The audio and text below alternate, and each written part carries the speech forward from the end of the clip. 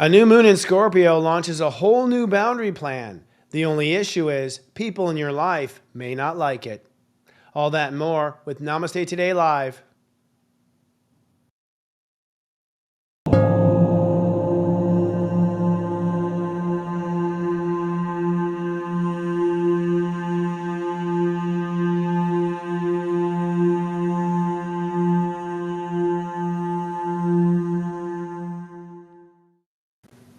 Welcome to Namaste Today Live. I'm your host, Psychic Astrologer, Sensei Christopher Witecki. I am the trusted channel to the Step Astrology method. I am the creator of Serious Joy, and I am part of the conscious operating system that is going to come into play when it comes to ascension. I'm so proud to be a part of this moment, and I'm so glad that you're here with us. We are streaming live on YouTube, Facebook, LinkedIn, X.com, and Instagram at the very same time. We also have combined our super chat into one mega chat. So if you're in the chat room, tell everyone where you're chatting from and what your sign is so people can get to know each other across platforms. Well, friends, it's going to be a very interesting week to say the least. We've entered into the bumpiness of Scorpio energy. That means we're having to draw lines and we're having to enforce them with ourselves. And you may be feeling infractions with other people, but it's not yet time to do it. In this week's show, we're going to talk about how you are building your integrity all along the week, and it will be punctuated with a new moon in Scorpio, the first net 9 new moon of 6 net 9 new moons that's going to happen over the next 6 consecutive months. And tonight on Astro Mingle, our friend of the show, Josh Siegel, a numerologist and a buddy of mine, we're going to be working together in tag team reading two people who are bringing certain situations to the table in regards to relationship dilemmas. But first, let's take a look at the moods and the zodiac weather. And due to tech issues, it's going to be manually read by me. Thanks everyone for your patience tonight with us. This zodiac weather is from Saturday, October 26th to Friday, November 1st, 2024. Looking first at the weekend forecast. Over the weekend, we're going to be moving to a shift in how we look at ourselves. Expect breakdowns and possible breakthroughs between Saturday night and Sunday. On Saturday, it's sunny and optimistic. Step 3 means Jupiter rules the day. This means this will be a day of expansion. You'll be learning, you'll be growing, you'll be adding things to your plate. The moon moves from Leo into Virgo, so things get somewhat critical through the day. What you're protecting is your belief in yourself and making changes for the better. When things get weird, it's probably due to the 7-hour void of course that starts at 4:03 a.m. and kicks off the day. On Sunday, it's cloudy and critical. Step 4 means Uranus rules the day. This is where you will expect breakdown or breakthrough. With the moon in Virgo, you're noticing every little detail that's going on, and what you're trying to protect is your heart's belonging. It's also time to step up to the plate and really own what you need to own. But good news, Venus enters into Libra, which calms things down. Looking ahead at the 5-day weekday forecast, looking at the week ahead, it's really about building that inner integrity until we climax at the end of the week with a new moon in Scorpio. On Monday, it's partly cloudy and methodical. Step 5 means Mercury rules the day, so you'll be in your mind very pensive. It's a good day for conversation. What you're protecting, though, is the way you think about yourself and the way you talk to yourself in your head, and you'll find that fate is now moving forward. Also, things might get a little hectic when Mars trines Neptune, pushing for something that's not easily tangible, and Venus squares Saturn, meaning that there might be a major shift in where you belong. On Tuesday, it's sunny and raw. Step 6 means Venus rules the day, and this is doubled by the fact that the moon is in Libra. This is a day where you want to protect your peace and your tranquility, and you're accepting the new terms of the deals, but not the conditions. On Wednesday, it's sunny and surrendering. Step 7 means Neptune rules the day. So this will be a day of spirituality, spiritual growth, and what you're protecting is your faith in yourself. You'll find that destiny is out of your hands. It's up to the universe now. And with Mercury opposing Uranus, things might get a little hectic. On Thursday, it's sunny and ping-ponging. Step 8 indicates Saturn rules the day. This is a day where you'll be making major decisions about what you commit to yourself. It's also the day before the new moon, so it's very important that these decisions are made. You're going to be watching fate play out, however, and with Mercury trining Neptune, things might be delusional or get confused, and the moon moves from Libra into Scorpio, beginning the countdown for the new moon. And then on Friday, it's sunny and plotting. Step 9 means Mars rules this day. This will be an aggro day. Be careful. Make sure you look both ways before crossing streets. This is going to be the new moon in Scorpio that apexes. And this is you now protecting your behavior and moving forward with a new behavior. Now, when we say behavior, we mean with yourself. You're also setting action intentions. And once the new moon apexes, you're on to the races with a new you. All right. It's serious joy, joy, joy.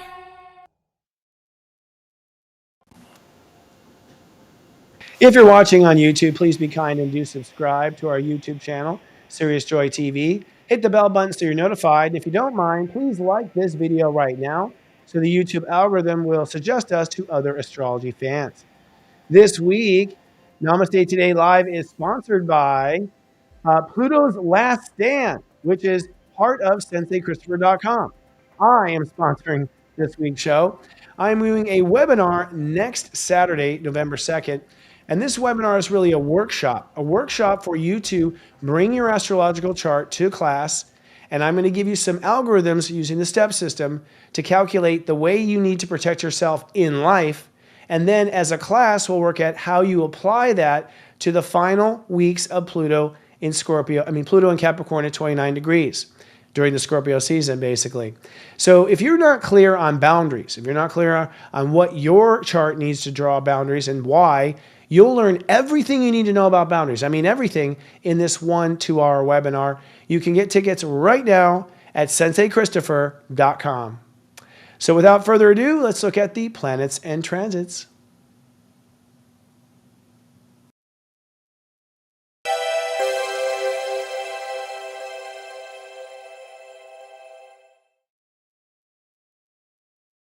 Oh, I'm loving the Halloween stuff going on. Remember those days where we were trick-or-treating and having fun and the world was kind of safe?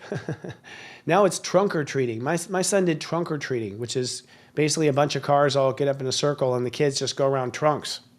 I don't know. Things have gotten kind of weird, folks. And that's really what this Scorpio season is about. We have gone, just so you know, from Libra into Scorpio, and we've just begun Scorpio in this last week. This week was really hard. I've been working out like an illness. It went from my chest to my throat to, now it's in my throat, in my head, sinuses, everything like that. But that to me is just carrying out in the body of what's really happening. What's really shifting is a couple of things. One, we've just made major changes in our boundaries, major changes in our relationships to others.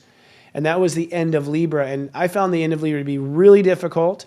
There were a lot of last-minute cancellations or last-minute changes that people didn't anticipate, probably because people were afraid to leave, honestly. If I think about it, that's probably what it was. And then we went into Scorpio. And the weird thing about Scorpio is step zero, okay? So Libra goes way high, and then you go to Scorpio, it's just like a thump. You just sort of fall energetically, just go right to zero. The other aspect of Scorpio is you don't know what you don't know. And so it's just like, I didn't know the door was open. I didn't know the cat got away. I didn't know, you don't know. And so Scorpio energy can be somewhat alarming because you have to either run into somebody's boundaries and trip over someone or trespass over someone's boundaries, or, you have to have a boundary fail to see that there's an issue with the boundary. Boundaries are basically invisible.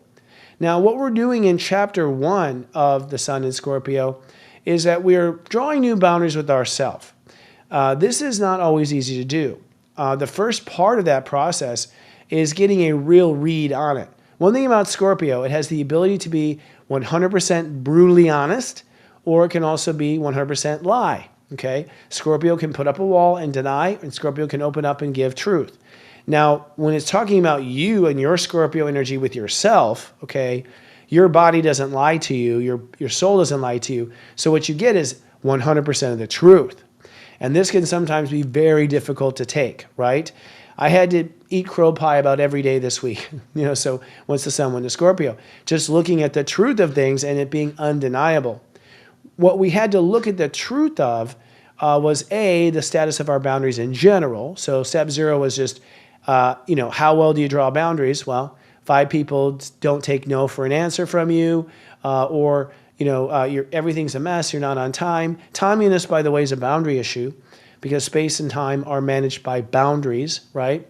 But we also had to look at our heart with step 1, and then we had to look at our feelings with step 2, which is where we are right now. So I don't know how you're feeling today, but today, I'm not feeling so great because the truth of, my body's fatigue came up today, and, certain feelings about certain things came up today. And so here's the thing, we're getting the god-awful truth about everything, all right? Now, the other aspect, and I think exercise that must be done during Scorpio, is you must then draw boundaries. So for instance, let's say your heart was really hurt when you realized that you had let yourself down, okay? So obviously there'll be a boundary of, hey, let's not let ourselves down again. Here's the boundary. We don't want to do that. But there's also a boundary of how much am I going to feel bad about this? Am I going to just sit here and feel bad for 2 weeks because I let myself down? Isn't that adding insult into injury? So the boundary structure is, multidimensional. It's not just, to stop it from happening again. It's also to make sure that you don't cross lines with yourself, go too far with yourself, overcorrect in an effort to correct in the first place or heal something. And secondly, we're drawing boundaries with each of our states of awareness based on our evolution. So for instance, in my evolution, in my ascension process, it is abundantly clear that I do not love myself enough. And I know I preach it, but I keep finding pockets in my life, little places in my life where I'm still not loving myself enough, okay? I'm letting people take advantage of me. Probably 5 times this week from just different situations. And people were just, going until there are people that I don't think intend to take advantage, but they will just keep going until you say stop. Like they don't have any boundaries themselves. And if you have an issue with boundaries, you're going to attract people as an issue with boundaries. So I found many times where I let myself down because I didn't enforce my boundaries with my heart. I didn't enforce certain boundaries at large. And I had a huge realization, I'll tell you, that my issue with getting things done on time was a boundary issue. That I'm talking too much to the last person. I'm giving too much energy to certain things and not enough to others. I'm putting the priorities in wrong order. All boundary issues is what I realized. And you may ask, what were you doing before? I was winging it, right? It was just logical. I was just going with the logical path. I didn't really sit there and go, okay, we're going to need probably, an hour to relax after that because we're going to be tired, boundary. And then, let's go ahead and tell this person that we might still be late, boundary, et cetera, et cetera. So I'm learning boundaries as well. So as we go into the weekend and we move forward with this boundary structure, we're going to continue to articulate our boundaries. And part of the articulation has to do with us ascending and now learning. So like I said, I learned that I didn't love myself enough, so I had to put new boundaries around making sure in my day I love myself, creating that space for myself, those boundaries for myself. When it comes to feelings today, that's actually something I have no problem with because I'm a progressed Cancer. If anything, I feel too much and I let myself go too long dwelling on feelings, so I'm pulling in the boundaries there because in my new version of myself, I want to be running boundary efficient, if you will. And as we go through the weekend and up until next Friday, we're going to be still sort of calibrating our boundaries around the remaining states of awareness. On Saturday, our boundaries around protecting our belief in ourselves. On Sunday, our boundaries around protecting where we belong with ourselves. And that one I really want to hit home here in this open. There's only one place you belong with yourself. It's a very simple answer, your heart. You don't necessarily belong standing next to your mind or standing next to your feelings. If you had a handicap, well then yes, you must stand, probably with your body and with your handicap because that takes precedent sometimes, just survival over the luxuries of life. But even then, self-love should come first. But in essence, we belong being on the side of our heart.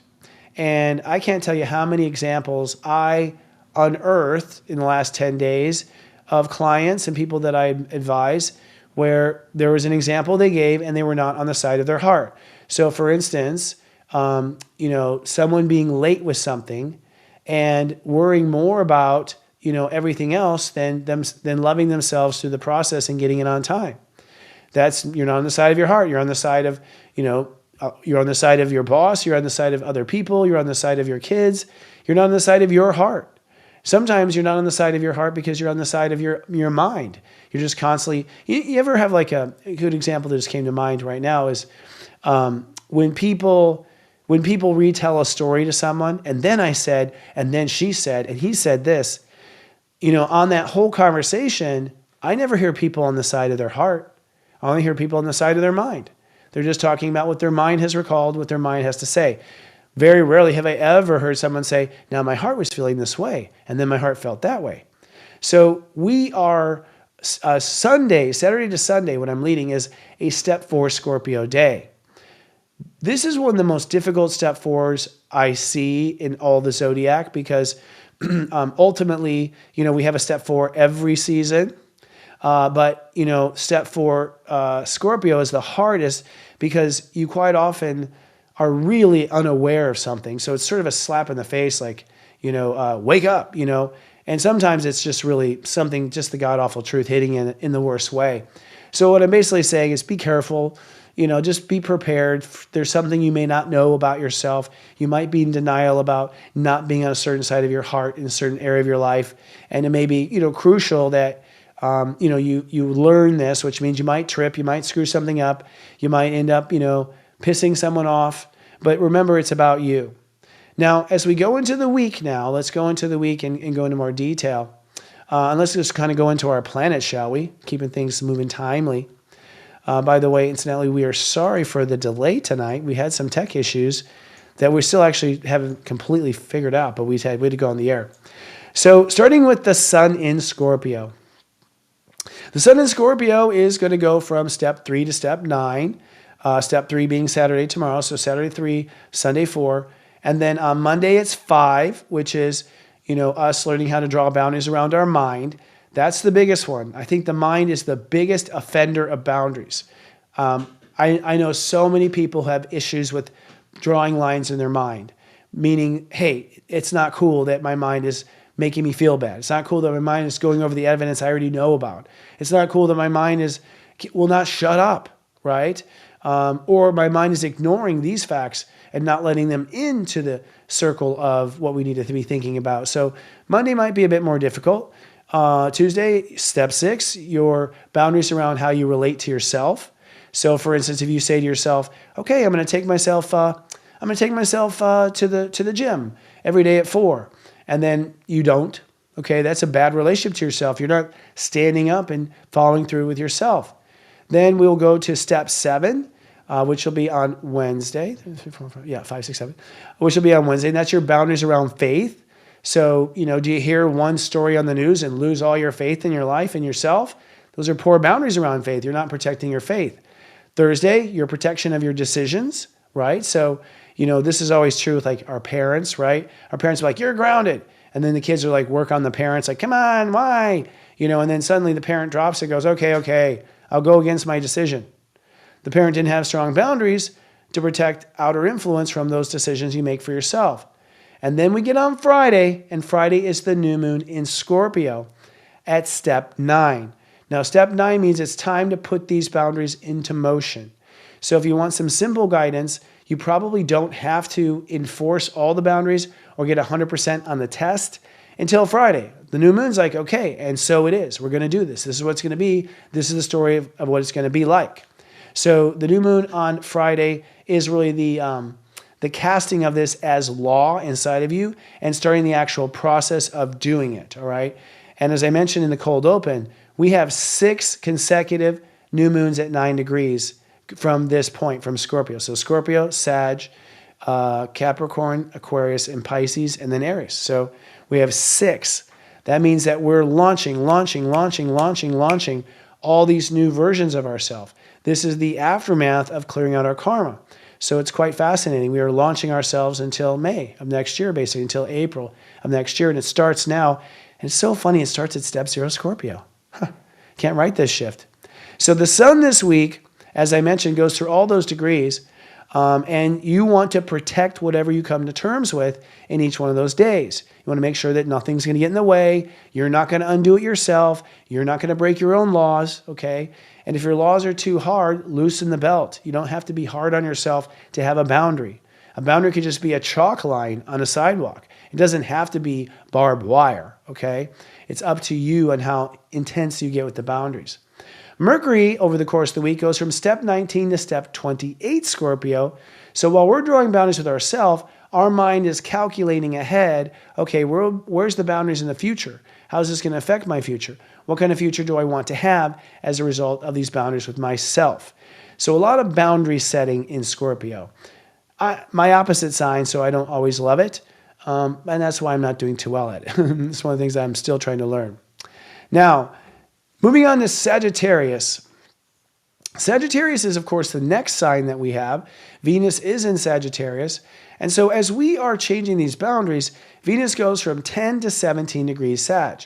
That means that we simultaneously change the story of what we're going to live, okay, which will then help us to determine the boundaries. So if I'm not the sickly guy anymore, well, then the boundary doesn't have to be that, you know, I'm in bed at this time, or the boundaries have to be that I, have to take this medicine or those vitamins. Things change when the story changes. So the story is changing as the boundaries are changing. Now, going on to Capricorn and Pluto. This is jumping ahead a little bit, but Pluto, remember, is at step 29 of Capricorn. And this is the final step and the final degree of power. And power in both forms. Power in the sense of Pluto, absolute power. I'll kill you if you don't do it, says Pluto. Or Capricorn, absolute power. I'll fire you if you don't do it, says Capricorn. So Pluto 29 does mean that we are shifting we're shifting what, grand power actually looks like. We're shifting how we approach power. And this all happens, I believe, simultaneously with the boundaries. Every time you fix a boundary and fix it right, and what would right mean? That you're on the side of your heart. I guess I should say that right now. Let's back up a second. Every boundary that we draw must have final approval from the heart, okay? If the heart doesn't approve the boundary, it doesn't exist. The heart is the king or queen of the soul and of the body. Literally, if the heart don't beat, you die, right? So you must approve every boundary with the heart. Otherwise, you're going to have a lot of problems, because when your heart actually finalizes that boundary, your heart includes the needs of other people. Your heart includes the needs of you. Your heart includes the needs of God. Your heart includes actually all the important people and the VIPs of your life if your heart makes that choice, okay? So going back to Pluto and Capricorn, if you did not make boundary choices with your heart, then you're going to find yourself starting to corrupt in your power, because you are not being checked by anything higher than the mind. You're not being checked by anything higher than the ego. It's only the heart that actually checks that. Well, wouldn't spirit check that, Sensei? No, spirit doesn't come down in the form of an apparition like Obi-Wan Kenobi and tell you you're wrong on your boundaries. The only thing that tells you you're wrong on your boundaries is your heart. You feel bad, your heart doesn't like it, your heart doesn't light up, you sort of shut down creatively. Those are the signs that it's not being approved by your heart. Now, moving on to the emotions of the week, the moons. The moon right now is in Leo, and that's why I am on stage, even though I don't feel good, because the Leo energy is helping me shine bright, that is. But this will go out tomorrow. The moon will be in Leo for a portion of tomorrow, and then the moon will go into Virgo. So what that means is that while we're working on step 3 and step 4, and part of step 5 on Monday, which is our beliefs, our belonging, our breakdown, and our thoughts, our attitude, the moon's in Virgo, which is going to be very unforgiving. You're not going to be able to hide anything from yourself. You're going to see every bump in the road, everything that needs to be fixed. And so it's going to be, because the moon's in Virgo for those steps, sort of tells you, God universe is saying, yeah, these are the ones to get really, really hypercritical on. Then the moon goes into Libra Monday night. And so what's interesting about that is, for step 6, which is our relationship, step 7, which is our spirituality, and step 8, which is our authority, we're going to be very fair. The moon's going to be in Libra. We're going to be able to be very fair. Also, relationship issues will come up on Monday night, Tuesday, and Wednesday. Relationship issues will come up Monday, Tuesday, and Wednesday. And here's the thing about that. I'll just step in right now. We're not really in a place to deal with relationships yet. You don't want to actually face relationships and issues unless it's a fire and has to be handled until step 11, Scorpio. Okay, that's when you start dealing with relationships. They will start breaking down right now. They will start causing problems. That's not because now's the time to fix them. It's because now's the time to start thinking about what you're going to do about them. Because once we get into step 11 and we go to the teen degrees, that's when people will start breaking up with people officially. Now, in some cases, relationships already did fall apart in Libra, but those are probably the worst relationships that we had. The ones that are kind of gray, where it's like, well, sometimes they're good and sometimes they're bad, and you're caught, in a lot of deliberation about, what to do or what not to do. In those times, you want to know precisely who you are and what your boundaries are. So don't get caught up in Libra with trying to fix relationships when the moon's in Libra. Instead, let's wait till step 11 when you know what your boundaries are with yourself, and you can then determine the boundaries with the world. If you have loosey-goosey boundaries with yourself, you're not going to be able to uphold boundaries with the world. That's one of the things I've learned the hard way about boundaries. So we're in Libra Monday, Tuesday, Wednesday, and a little bit of Thursday morning. And then we go into Scorpio, where when we are in step 8 and step 9, we draw a hard line with the moon in Scorpio. Our emotions shut down and say, no, I'm not dealing with you.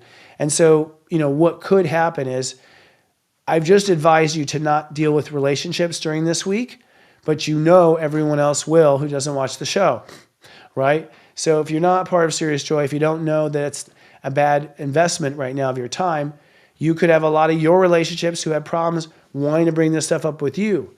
What are you going to do if that happens?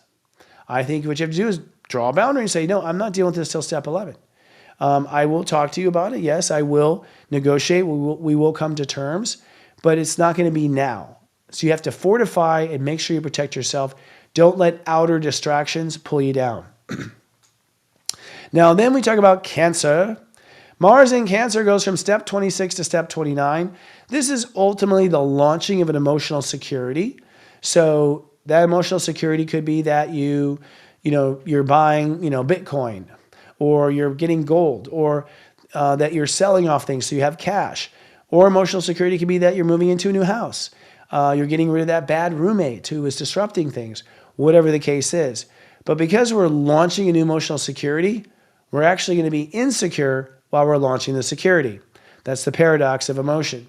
So I do expect it to be a wavy week with feelings because Mars is trying to put on a new policy when it comes to how we relate to everyone. And so Mars is in that place is a bit temperamental. We've said that before. Now moving into Aries, the home sign of Mars. In Aries, we have the North Node at 6 degrees all week. What a shock. It's been that way for over 60 days. And Chiron is at step 20 all week. Basically what that means is, whoops, got my things backwards. What that means is that that we just want to stay the course with step 6. We want to stay the course with how we've been treating ourselves, moving forward with all of our promises to ourselves, not slipping off the road. But Chiron at 20 does mean that 20, that dangling zero. In Scorpio, a dangling zero feels extra heavy. It makes you feel very vulnerable. So you might have to put up some boundaries when it comes to your emotional faith, your emotional confidence of things going forward in the future, or the actions that you want to take in the future. So in other words, you might be worried that things could go wrong with the farm in the future, but Chiron is saying, don't do that. Put a boundary up. Don't allow yourself to feel worried through the future. Cut it off right now. Take it as a day by day, in essence. Then we skip over to Libra, of course. And in Libra, we have Black Moon Lilith. And we also have, so Libra, please. In Libra, we have Black Moon Lilith. And we have the South Node at 6 degrees. And Black Moon Lilith is, it's at 13 degrees all week long. So the problem with that is holy shift, okay? It means that you're going to face fears that you're not in the right relationships. The problem is you probably aren't. So this is a weird dynamic. We're going to face our fears of having gotten it wrong, I chose the wrong partner. I chose the wrong this, the wrong employee. I didn't approach this correctly. I shouldn't approach this wrong. I didn't belong. Now, what did I say about belonging on Sunday? There's only one place you belong, and that's on the side of your heart, not on the side of someone else's heart. Because if you're on the side of your heart, you automatically include the other person by nature of the heart. But if you're on the side of another person's heart, you may not be on the side of yours. So it's always put your seatbelt on first and then the child next to you. 13 does mean that it's about following what your heart believes. And one thing I'm noticing is I no longer believe the same things as people in my family or people in certain relationships that I used to have. We suddenly believe different things. Maybe we always believe different things, but we didn't talk about it. But it's definitely coming out. And so there's a lot of conflict around this because quite often I'm finding that you realize you have completely different beliefs. Now, that's not a bad thing. That's an obvious moment to say, hey, it's not going to work. And so it is because we have different beliefs. I can't project my beliefs onto them. They're sure as hell not going to project theirs onto me. And so we move on, right? And energy is going to be, and so it is, so to speak. Now, moving into Pisces, interesting enough in Pisces, Saturn and Neptune are in Pisces. Saturn goes from 13 to 12 in the upcoming week. That's pretty powerful. So, Saturn will be with Black Moon Lilith at 13 for a while, which means that when it comes to your karma and what to do about your karma, you've got to follow what your heart believes, okay? And so, I know in my case, my family is full of advice, but I disagree. I disagree with what they believe. I don't believe the same things. So that's my family, right? So I think at the nuclear family level, you may find that everyone in the house or everyone in the family has a different belief. And so it is. But then once Saturn goes into step 12, retrogrades back, 12 nets to a 3, which is the belief. That's where you start to fortify that belief and you start to learn. So once you defend the belief, you then kind of rewrite it a bit because you realize from the experience of defending it that it may need some work. Neptune, on the other hand, stays at 27 degrees retrograde all week long. And that means that we are going to basically be moving forward with fate. And I think whether you move forward with fate is really determined on whether or not you work on the Saturn Pisces stuff. Then moving on to Taurus, Uranus goes from 26 to 25 this week. That's a big deal because it's been in 26 what seems to be forever.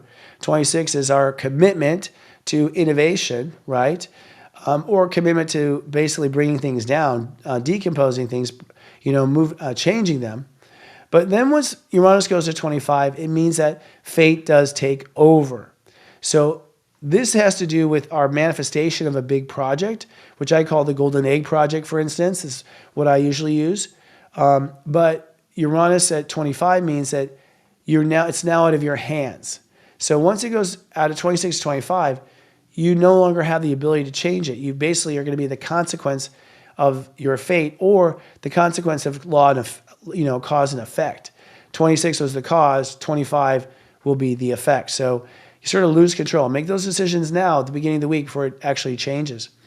Then in Gemini, our final planet to talk about today, Jupiter in Gemini is at step 20. Do you remember the other planet at step 20 this week? It's Chiron. So we have two planets and they sextile, which means they're talking to each other and they're trading notes after class. This means that you have to, this dangling zero here, you might feel exposed about your beliefs. A good example of this would be sort of like, the only one in the classroom that believes in astrology. Where am I getting that example from? Maybe me. And so, I have, when I was growing up, I believed in astrology. I believed in a lot of things the class didn't believe in. And I could tell that, I was the oddball. So I had to put a boundary up and not let my feelings get disrupted by the fact that no one believed in astrology but me. And I sort of built that 20 for myself pretty naturally, actually. I don't know how I did it, but I did do it naturally. But the point is that you do have to protect the step 20s. Otherwise, your feelings, too, will be exposed, sort of like a raw nerve. All right, so those are the planets and the transits. Now it's time to steep yourself some tea. So let's have our tea time. It's a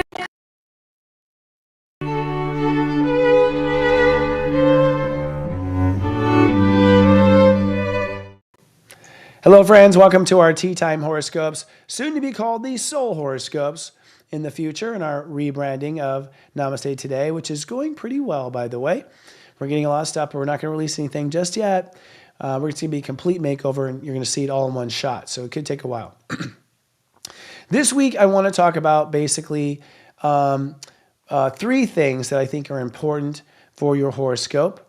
One, of course, would be the new moon in Scorpio. Where are you going to be launching this new inner boundary structure with yourself? Where's it going to be? It's going to happen in one place in your life, and that's the place of where Scorpio is in your sun sign, all right? Spirit's telling me to do this, so I'll do it. You may not realize this, but the way energy manifests is it comes first through the sun sign, and that means it comes from outer space, literally. A lot of psychics are telling me that astrological energy comes from outer space, and is coming from the millions and billions of stars that are from that sector of space that we call Scorpio. And that is the sun sign. It comes in generically the same for everyone. Then once it goes into your head, okay, it goes into your rising sign. So the sun sign is your source energy. It's the same for all people in the same sign. And then they personalize it when it comes into your actual body, and you create the ascendant or the rising sign, which is determined, of course, by the moment that baby takes its first breath. When the moment the baby takes its first breath, boom, that is the ascendant, that is the rising sign. So we're going to talk about, as a result, where exactly this new moon is happening and where in your life that's important according to your source energy.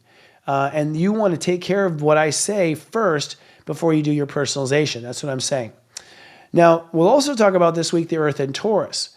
While we're drawing boundaries with ourselves, we're building value somewhere else in our life, believe it or not. Even when you have like leftovers, those can be sold and they can create a value. So even toxins can be sold and create a value. So ultimately, you are manifesting and grounding yourself in one area of your life. I'll talk about that with the Earth and Taurus. And then I will talk about Mars in Cancer. And the reason why I'm talking about Mars in Cancer is because Mars in Cancer is officially in its shadow period. What's a shadow period? A shadow period is where it's going to later retrograde back through the same space. What that means is everything you're doing with Mars in Cancer right now is temporary, because Mars is going to go through it once, retrograde back through it twice, and then go through it a third time. That means that you will not get in on the first try. I don't feel anyone will. I'm not being negative. I just think this is such a profound change in how our egos respond to our emotion that we have to let's create some boundaries and give ourselves some space to make mistakes and rewrite what needs to happen. It may also be, at least in the Cancer aspect, that, your feelings change. So the first time Mars, retrogrades through it, your feelings are kind of pissy, but then your feelings start to heal. So the next time, you feel better about it. So Cancer itself is such a liquid, water sign, water element. And so, every time Mars passes, the water may have changed, right? The seasons may have changed too. Mars will end up in Leo, by the way, in its retrograde. It actually will go into Leo before it retrogrades, excuse me. So Mars will pass through Cancer, go into Leo. It goes to Leo 4 degrees, where you belong, loving yourself. Seriously. And then it will retrograde. That tells you belonging, loving yourself is a very important thing if Mars is going to stop at that degree and back up. So in each of the 12 signs today, I'll talk about where that Mars retrograde will happen for you. All right. I need to take a drink. My voice is just where it's at from this cold that came through. It's not really from water, but I know people will say it. Starting with Aries. Aries, the new moon for you is wrapping up relationships and really deepening your roots, okay? And where you're deepening your roots is with your self-trust. You have a new self-trust schedule going on. You have new boundaries with yourself, and the new moon on Friday at 9 degrees says, okay, we're going to implement new boundaries with ourselves, and those new boundaries will lead to self-trust if we act on them, if we implement them. So Aries have got to implement those boundaries with yourself. That means you actually start doing them on or before the new moon at step 9. That means that you have to, I mean, if it were me, which it will be at some point when the sun goes through my 12th house, my 8th house, if I did it wrong, I'd make myself go back and do it again, because you really want to build a habit. So if you cheat on one of your own boundaries, and you go back and make yourself do it again, that's what you have to do. Now, the Earth in Taurus will be building self-worth. You're going to find that when you finally get your shift together with yourself, you feel valuable. You feel like you have the energy to do things. You feel like you can make things happen. So the benefit of sharpening those boundaries with yourself is that you're going to raise your soul capital, and you're going to feel better about yourself. Now, Mars in Cancer, for you, Aries and Aries risings, has to do with your emotional foundation or your emotional security. So basically what this is saying is the Mars retrograde is going to have you re-look at what emotional security is 3 times. You're going to look at a total of 3 times. What is emotional security, right? And what is it defined as? And so, because Mars, your ruling planet, is the one doing it, it's really easy to be in denial with your own planet, by the way, because you kind of take your own planet for granted. You're the king or queen of that planet. And so I think, check your work, basically. Look at things twice or 3 times, because Mars is the part retrograding, you may not get it the first time. And secondly, it's affecting you. The retrograde's affecting you the most out of everyone. So because it's your ruling planet Mars that's actually doing it. So basically be prepared that you're in shadow, that emotional foundation and emotional security is going to be rewritten at least 3 times. All right. Taurus. Taurus, you are rewriting boundaries when it comes to your marriage with yourself, okay? Where you draw the line with yourself is what the issue is. And this comes down to, do you let yourself get away with it? Do you let yourself go too far? Do you let your health go to a certain direction? Do you let, yourself get dehydrated? It's all the things of how you manage yourself. It's all the promises to yourself. You're drawing new lines for promises to yourself. God, have I been doing this? Because I've had all sorts of things blowing up on me, and I realized, my boundaries with myself are just out of date, basically. And by the way, Tauruses do this 2 times, because the next transit is their boundaries with themselves with the sun in Sagittarius as well. Yay, us. We always get 2 because we're an earth sign. But the point is that it is time to draw those marriage boundaries with yourself, and figure out where, what's the best policy for you to work with in integrity. Now, this also means that with the Earth in Taurus, that you're going to be manifesting new behavior. So a big part of the new marriage has to be accompanied by new behavior. If you don't change your behavior, then you won't change the marriage. You won't live up to the marriage vows, basically. So a lot of behavior change. Have I been changing my behavior? It's only been 2 days, actually. I think I'm having a hard time. I think my behavior just went crazy. Not really be crazy, but I just haven't been able to do what I want to do these first 2 days. It's just not responding to the old commands is what it is. And then Mars retrograde for you, Taurus, is going to happen in your house of intellect. And not just your house of intellect, but Mars in Cancer. We'll talk about Mars in Leo next week, but the Mars in Cancer portion means your attitude on life. You're going to realize that your attitude on life is going to take at least 3 passes of a rewrite for you to get it correct. So, adopt a temporary attitude and just let yourself stick to that temporary attitude and tell everyone around you, this is a temporary attitude and might upgrade or change when Mars goes direct. All righty, moving on. Gemini. Gemini, you are changing your boundaries to health and how you live in the present, okay? So, you may not, actually, Geminis don't live in the present. They tend to live in the future, in the past. They tend to live in a story that they're recounting. Very rarely are they right here and now, and I think that's a problem. So you have to be focused on the present when you're living in the present, especially when you're crossing streets and doing things like that, right? So really changing those boundaries. But the obvious boundaries around health. Are you eating a lot of dairy? Are you getting exercise? Are you getting enough sleep? Are you doing all the things necessary for a healthy body? That would be also a boundary issue.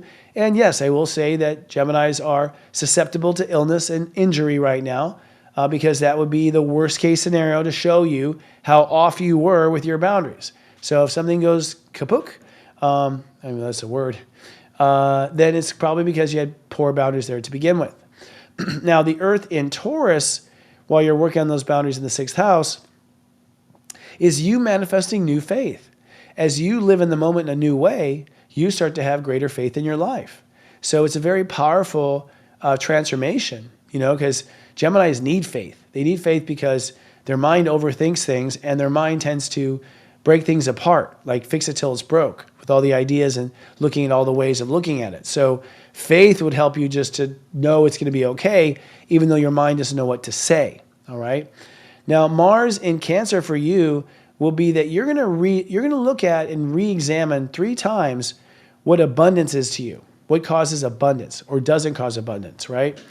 And so, and we're not just abundance, but the feeling of abundance. So it's a bit more complicated than you might realize. That, although you're a thinker and ideas, make things happen, money comes from your feelings, period.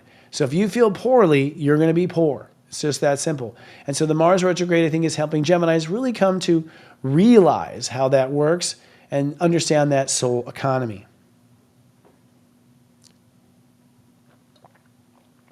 Taking care of the voice. Cancers. Cancers, you are changing the boundaries around self-love. I would say Cancers usually have a decent self-love boundary structure, but not really that much. I just don't meet many Cancers that are really strong about loving themselves and putting that first. And so they allow other things to get in the way of that. Their children, their spouses, their relationships, their obligations, everything goes before the inner child of a Cancer. That's what I normally find. And I see a lot of Cancers up close to verify this in many subjects, okay? So Cancers are drawing boundaries around loving themselves. That means that you must always love yourself. It means that you must not allow something to ever get in the way of that. Another person's opinion can't get in the way of your self-love. Getting an F on a paper can't get in the way of protecting your self-love. You must protect your self-love, period. There's no negotiation with that whatsoever. So you are protecting that self-love. Now, the Earth, while you're protecting self-love, is manifesting your place in society. The Earth is saying, oh, if you love yourself, then you're going to belong here on stage or here in the company or here among the friendships. So self-love is the currency that buys you access in society. It's not society achievement. It is self-love that actually gets you there in that perspective. And then Mars in Cancer, okay, means that Cancers are going to be a little stirred during the Mars retrograde. Mars retrograde is going to affect Cancers and Leos the most. So we'll talk about Leos next. But this means that you're not going to know how to behave when Mars is in Cancer, and you're going to be learning about what your character ought to be. So you could say that Cancers will go through 3 rewrites, 3 drafts of what their character is becoming and who they want their character to be. And that character, then once you determine the character, then you end up determining all the behavior that falls under that character. So you could say that Cancers are going to have an identity crisis during Mars retrograde this year. Just not know who they are and why. Alrighty, moving on. Leos. Leos, oh, it's true. I have a Leo rising, so. Leos are learning to protect self-nurturing and their feelings of their self. I've already been up against this. It's already happening because there's been all sorts of things that haven't worked, and the first thing I do is start feeling bad about myself. And so I clearly don't have the boundaries. I have to tell myself, hey, stop it. Why? Letting myself feel bad is just adding insult to injury. Why am I doing that? I teach this. So you have to know, even when you teach this stuff, it's so ingrained in our lives, in our minds, in our culture, in our movies, and all these things that, even if you're the teacher, things could go wrong with it, okay? So you have to learn how to protect that nest egg inside you, that you have to be your mom, you have to be your nurturer, you have to be the one in your life that makes sure you feel good, period. And not let anything get in the way of feeling good about yourself, period, all right? Now, with the Earth in Taurus, it means that when you feel good, you end up manifesting the career you want, manifesting the options you want when it comes to decisions, manifesting power, legacy, manifesting the ability to be a leader. So when you know where your feelings begin and end, your leadership goes up a whole notch. Super smart and good. Now, Mars in Cancer, however, I think is going to be difficult for Leos and Leo risings, because this will be you stirring over your faith in God and your relationship to who you are in the universe. Now, my mind certainly goes to fear right away. Like, oh my gosh, is something going to happen where I doubt my role in the universe? I always like bring up this trauma, sort of response of what it must be in my interpretation. So I'll just be right now, I'm guilty of that right now. And maybe that's the first pass of Mars, is that, hey, quit blaming yourself. It doesn't do any good. But the point is that you're going to be reconsidering your big picture understanding of who you are in the universe and what your role is in the universe, and of course, what your relationship to spirit is altogether. All right, moving on to the next one. Virgo. Virgo, you are changing your boundaries with the way you talk to yourself. And it's funny, obviously we don't hear Virgos talk to themselves, because Virgos are the ones that probably be paranoid about looking crazy, probably the most. So we never get inside the Virgo's mind to know just how bad it is. But the astrology sort of assumes that the self-talk is killing you. The way you're talking to yourself, the way you're judging yourself, the attitude that's coming in your voice when you talk to yourself, it's likely not healthy. Let's just put it that way. So Virgos have got to draw some boundaries and create some rules. Like, it's not cool to talk to yourself this way or that way. It's not cool to bring up a mistake just when you're about to go on stage. That just screws your morale up at the worst time. It didn't do you any good to bring it up at that time. Remember, boundaries are space and time. But overall, that your mind has to behave and treat you like a certain way. And so I think that's what you're going to be focusing on. Now, with the Earth in Taurus, that means that as you shore up those shenanigans that your mind plays, you will then manifest greater belief. So it also kind of indicates that, like, oh, if I had problems believing, maybe it was because my mind kept, sweeping me under the rug, or blaming me for everything, or, being super critical or going too far in the way it criticized myself. So you'll find that your belief in yourself really lights up. Your belief in life really lights up. You manifest this new purpose, I think, that happens over the course of this week, or beginning of purpose, in fairness. Now, Mars in Cancer says that Virgos are going to be real, about who they are in society. You're going to have sort of a society identity crisis, where you maybe at minimum during Mars retrograde don't know what to name your business, don't know what to name your brand, but at maximum just like don't feel like you belong anywhere in the world, don't feel like you belong in your family, you don't feel like you belong here, don't belong there. And so it could be a belonging crisis or a social status crisis, but it's not really a crisis. Mars retrograde is showing you, hey, this is where you made the wrong turns, and that's why you're vulnerable in things like this, this crisis. But mostly it's a crisis because it's Cancer, and so we all, tend to get too emotional, with Cancer if it's a lot of energy in Cancer. All right, moving on. Libras. Libra, you are drawing boundaries around self-worth and values. So you allow things to screw up your self-worth. You allow it, okay? You allow the boss's mind, thoughts to get into your mind. You allow your childhood to replay itself even though you're 45.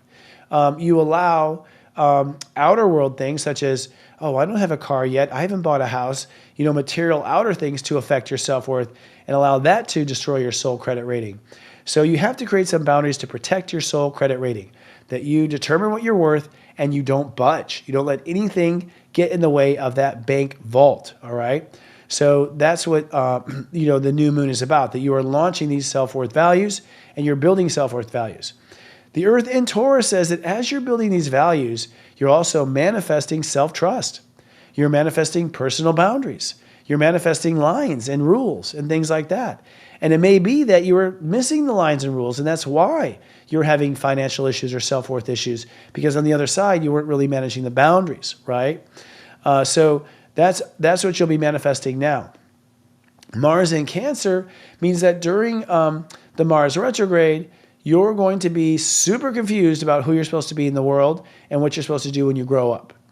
Because Mars in Cancer for you is the 10th house. So your career will be under suspicion. Maybe your job will be on the line. Maybe your company will be close to bankruptcy. It doesn't have to get that extreme, but it's going to be extreme enough to get you to think differently about your feelings. And this is the thing, you have to be really clear, okay, Libras? Your career, of course, is all based on decisions and whatnot, but Libras if Libras ignore their feelings in life, they're not able to manage their career, basically. And this Mars will reveal that if that's the case, and that's what's happening with you. All right, moving on. Scorpio! Happy birthday, Scorpios. You are drawing boundaries around self-treatment and behavior. So the thing I've noticed with Scorpios the most is their ego will allow them to feel bad. It's almost like they deserve the punishment. Part of it's because you punish others when they cross lines, and so when you screw up, you think you have to punish yourself too. Well, those are very archaic boundary structures, like medieval, actually, and it's time to have new structures around what you will do and not do. I don't have to be punished to learn. I don't have to. So you may not have to be punished to learn either. That's the kind of boundary that you would change with self-treatment and inner behavior. Now, as you're changing those boundaries with self-treatment, the Earth in Taurus is saying, hey, now it's time to change some of the boundaries in your marriage, okay? And to create new values in your marriage. As you treat yourself better, you're suddenly in a better marriage. The value pops up. It starts to manifest. So I do predict that your relationship to yourself will grow when you draw those boundaries around certain behaviors. Now, Mars in Cancer for you is the 9th house. And the 9th house is your belief structure and how you perceive the world, your philosophy in which you perceive the world. Mars retrograde would say that Scorpios are officially changing their philosophy about how they perceive the world, particularly around their own belief in themselves. So I do think that the Mars retrograde will take 3 passes for Scorpios and Scorpio risings to have a better belief in themselves. And so I wouldn't call it a belief. I would call it a theory to get through the transit. All right, moving on to the next one. Sagittarius. Sagittarius, you are drawing boundaries around inner faith and fearlessness. So, Sagittarius, so funny. Sagittarius are optimistic. They're usually like, oh, take the bright side. Don't worry about it. There's a lot of options. But when they're alone with themselves, they tend to fall into fear. Not all the time. That's a hasty generalization, but that's when it happens. When they're not social, they're not living off that social energy or feeding off that social energy, they have a hard time maintaining their faith on their own. That's maybe a better way to put it. So you're drawing boundaries around, that inner faith, that you have faith in yourself, and that's it. Boom. You're not going to let anything get in the way, even if you make another mistake or you step on someone else's toes or you open your mouth and say too much. You're going to keep that faith in yourself. You're going to boundary around that, create a fortress. Now, as you are doing that, the Earth, of course, is in Taurus, and that means that you will be manifesting new health. So health and how you live in the present. So it's going to be very important to live in the present to ground the faith that you are creating.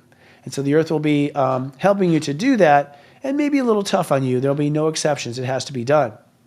Now, Mars in Cancer is in a tough spot for you, which is personal boundaries. So you use emotion to determine where the line is. That's cool, but the problem with it is that emotions change. It's not like a padlock that stays the same.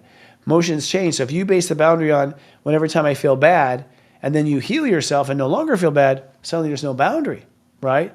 So, you're going to have to look at a new philosophy about how to manage your feelings before you draw your boundaries and develop processes like that that will ensure that you're not blinded or blindsided by something.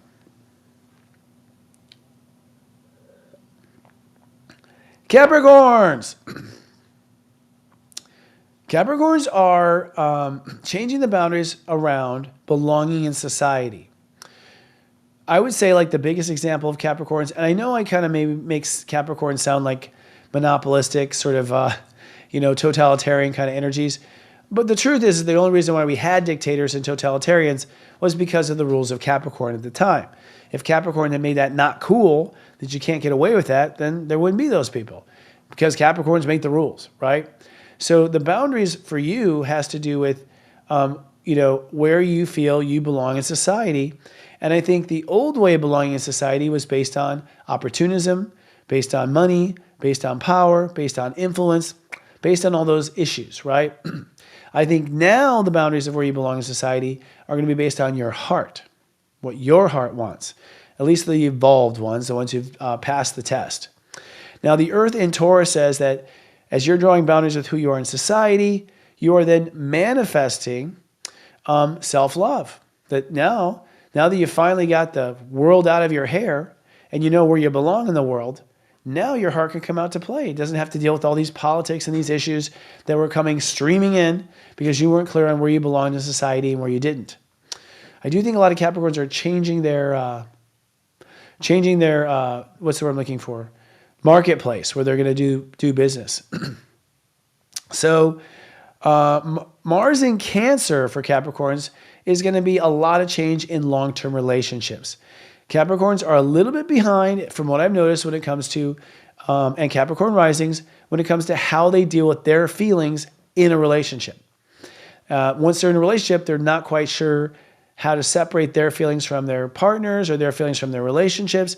And so there's a lot of there to go over with Mars in retrograde. Therefore, I think for Capricorns, relationships will be kind of weird for the Mars retrograde. Moving on. Aquarius. Aquarius, you are changing your boundaries when it comes to self-discipline. Self-discipline is when you get yourself out of bed or you force yourself to make a decision or you, where you follow through with what you promised yourself or follow through the decisions you've already made for yourself. So you had to move forward with all those things. And, Aquarius, I think it's not that you had poor boundaries when it comes to self-discipline. It's just you had very few. I think that, Aquariuses want freedom. So they're not very good at drawing boundaries with themselves because they want freedom. They want the freedom to do anything at any time. They don't want to be boxed in, literally. So you are drawing boundaries around, hey, if I make a decision, I'm going to do it. Or, hey, if I make a decision, I'm going to follow through in a matter of 3 days. And that's what's going to be what launches on Friday in the new moon is this new approach to self-discipline. Now, the Earth in Taurus is going to say, hey, as you are more disciplined, you will feel a lot better about who you are. So your emotional self, you're going to manifest self-nurturing or manifest a good emotional tone by being so clear on what you will or won't do going forward. So I think it's going to be a great time because, at the end of the day, this is what you've needed, right? All right. So, okay, I guess self-nurturing and feelings, right? Sorry, there's a little typo here, so it got kind of crazy. Now, with Mars in Cancer retrograding, Aquariuses are going to have to change the way they feel about life, daily life. And Cancer rules Aquarius's daily life. Now, anytime I talk to an Aquarius and I ask them, do you know what your daily life is ruled by? What sign? I'm talking about people who don't know astrology. The last thing they choose is emotion because that's what they don't want. So I'm telling you, I think there's a lot of wake-up calls for this Mars retrograde for Aquariuses because they have to really incorporate their feelings and other people's feelings. And to some degree, that's just icky. That's just not the way they've been living the last 24,000 years. So it's time to make that change. Just realize you're not going to get it right the first time. Mars is going to retrograde through it 3 times, as we've talked about, which means you're going to have to, just be flexible with yourself and feel through it, and do your best. And then the Pisces. Pisces, you are drawing boundaries. And actually something is kind of goofed up here. Okay. So around personal beliefs. Okay. And this has to do with what you will believe or what you won't believe in life.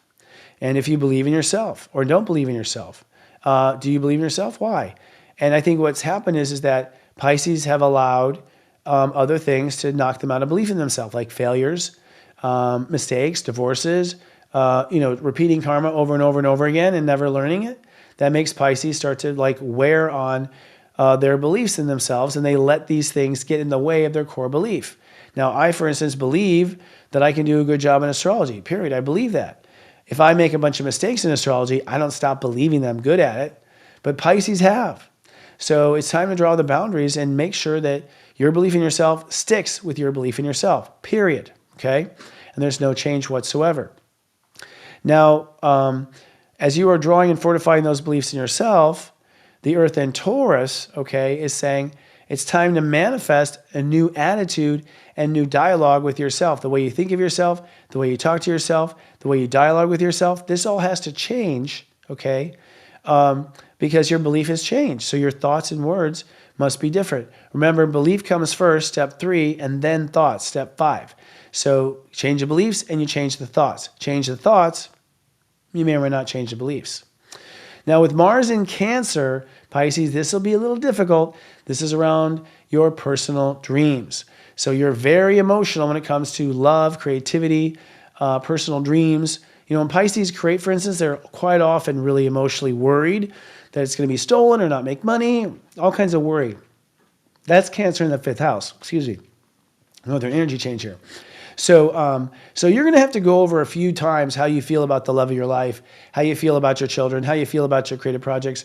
You're going to have to do a lot of processing of emotion, particularly around golden egg and personal dreams, the thing that you've always wanted. And of course, that means that with Mars in Cancer this week, it's really just your first draft. All right. Well, friends, that wraps up Namaste Today Live in the sense of, our astrological data.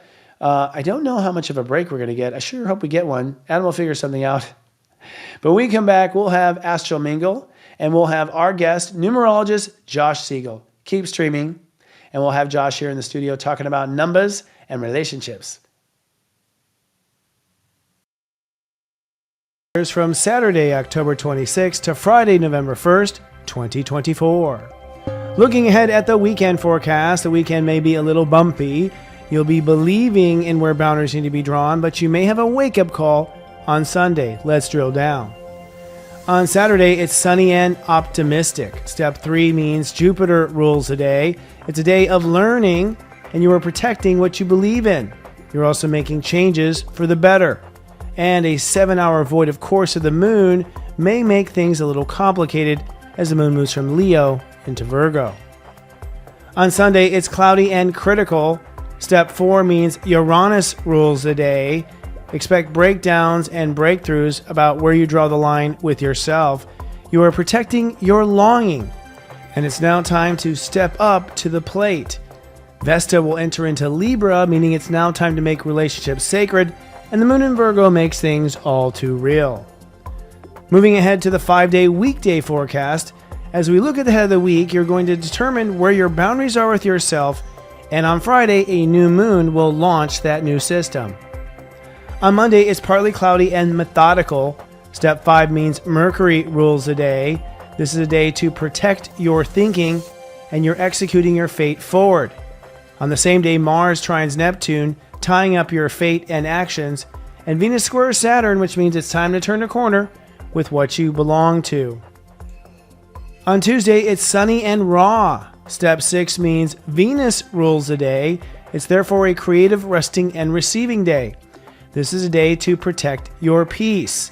The moon in Libra also accentuates that peace, and you're now accepting new terms of the deal. On Wednesday, it's sunny and surrendering. Step 7 means Neptune rules the day. It's a spiritual day where you are protecting your faith. Destiny is out of your hands, however, as the universe is taking over, and Mercury opposes Uranus, which means you might have a little argument with yourself. On Thursday, it's sunny and ping-ponging. Step 8 means that Saturn now rules the day. What you're protecting on this day is your reasoning, and you're watching fate play out. With Mercury trining Neptune, things might be a little spacey or have a little bit of a delusion. The moon will shift from Libra to Scorpio in countdown now for the new moon. And then on Friday, it's sunny and plotting. Step 9 means Mars rules the day. It's now time to protect your behavior. And the new moon will apex at step 9, a Mars rule degree, setting action intentions for the future.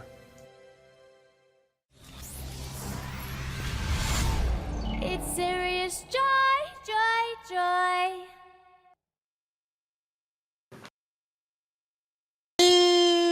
wild pack. It's Mama Bear, aka Bernadette, the Arc Animal Tarot and Oracle certification class that you guys have asked me for 4 years. 4 years you've been asking. It's finally coming. It will be out this week. If we haven't met yet, I'm Mama Bear, and I always read with my own deck, the Arc Animal Tarot and Oracle deck, 223-page book. There are 149 cards. It's a big old deck, but there were a lot of animals that wanted to be in it. And animals don't play. When they want something, they want it. And that's that. So just give up the ghost and just do what you're supposed to do, please, which is follow your heart, follow your calling, follow your, oh, wait, what are they called? Natural instincts? Ha ha! Welcome to Astro Mingle, the spiritual podcast that mingles with the talented lightworkers and innovative influencers of our time. Tonight, we're going to slow down a little bit and meet with one of our good friends of the show. The last time he was here, we were slowing down with the summer of love. It's very appropriate, right? A relationship summer about changing our relationships. And Josh and I concluded during that time that it wasn't the summer of love, it was the summer of self-love. And that was the last time we had him in the studio. Now we bring him in right after his birthday period, the Libra season, which of course is the time of coming out of changing relationships. So we have to say that the timing of Josh coming has been beautiful. And if you don't know, Josh SIEGEL is recognized as one of the foremost authorities on numerology in the United States. He's brought a fresh and compelling new face to the ancient science by translating the mystical system of numbers into the modern mindset of today.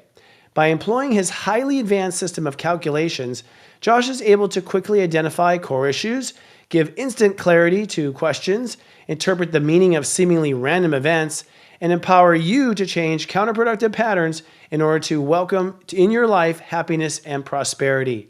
So without further ado, please join me in sending waves and love and light to one of our show friends, our guest and our friend, Step 19 Libra, Josh SIEGEL. Hey! Hey guys, how are you? Whoa, that was quick. How are you, buddy? I haven't seen you in a while or talked to you. It's been so crazy. I know it's been some time. How have you been, by the way? I'm good. I've been through a lot of tests. Yeah. I've been through a lot of tests. Yeah. A lot of transformation, a lot of relationship changes. I mean, that's partly what we want to talk about tonight. Absolutely. As predicted, my relationship to everything had to change in Libra. My relationship to work, my relationship to sleep. I had to reformat everything. But for Tauruses, we use relationships to manage our life, which is why we're a mess. No, I'm kidding.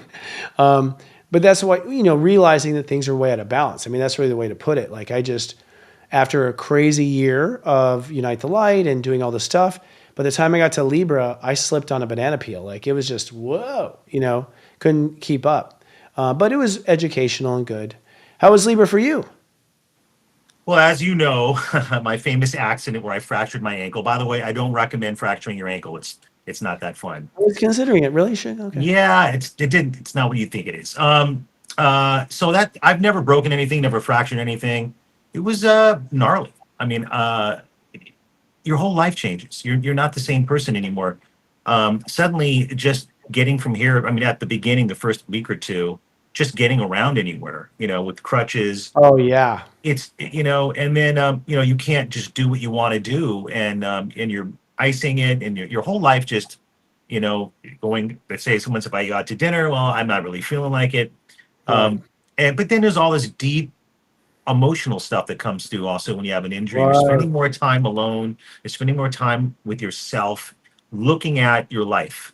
And and it really was a powerful new perspective for me about what's really important and how lucky we are, all of us, who at least have decent health, and have our faculties and can go where we want to go, and start thinking about maybe I should be a little bit more grateful about my situation in life.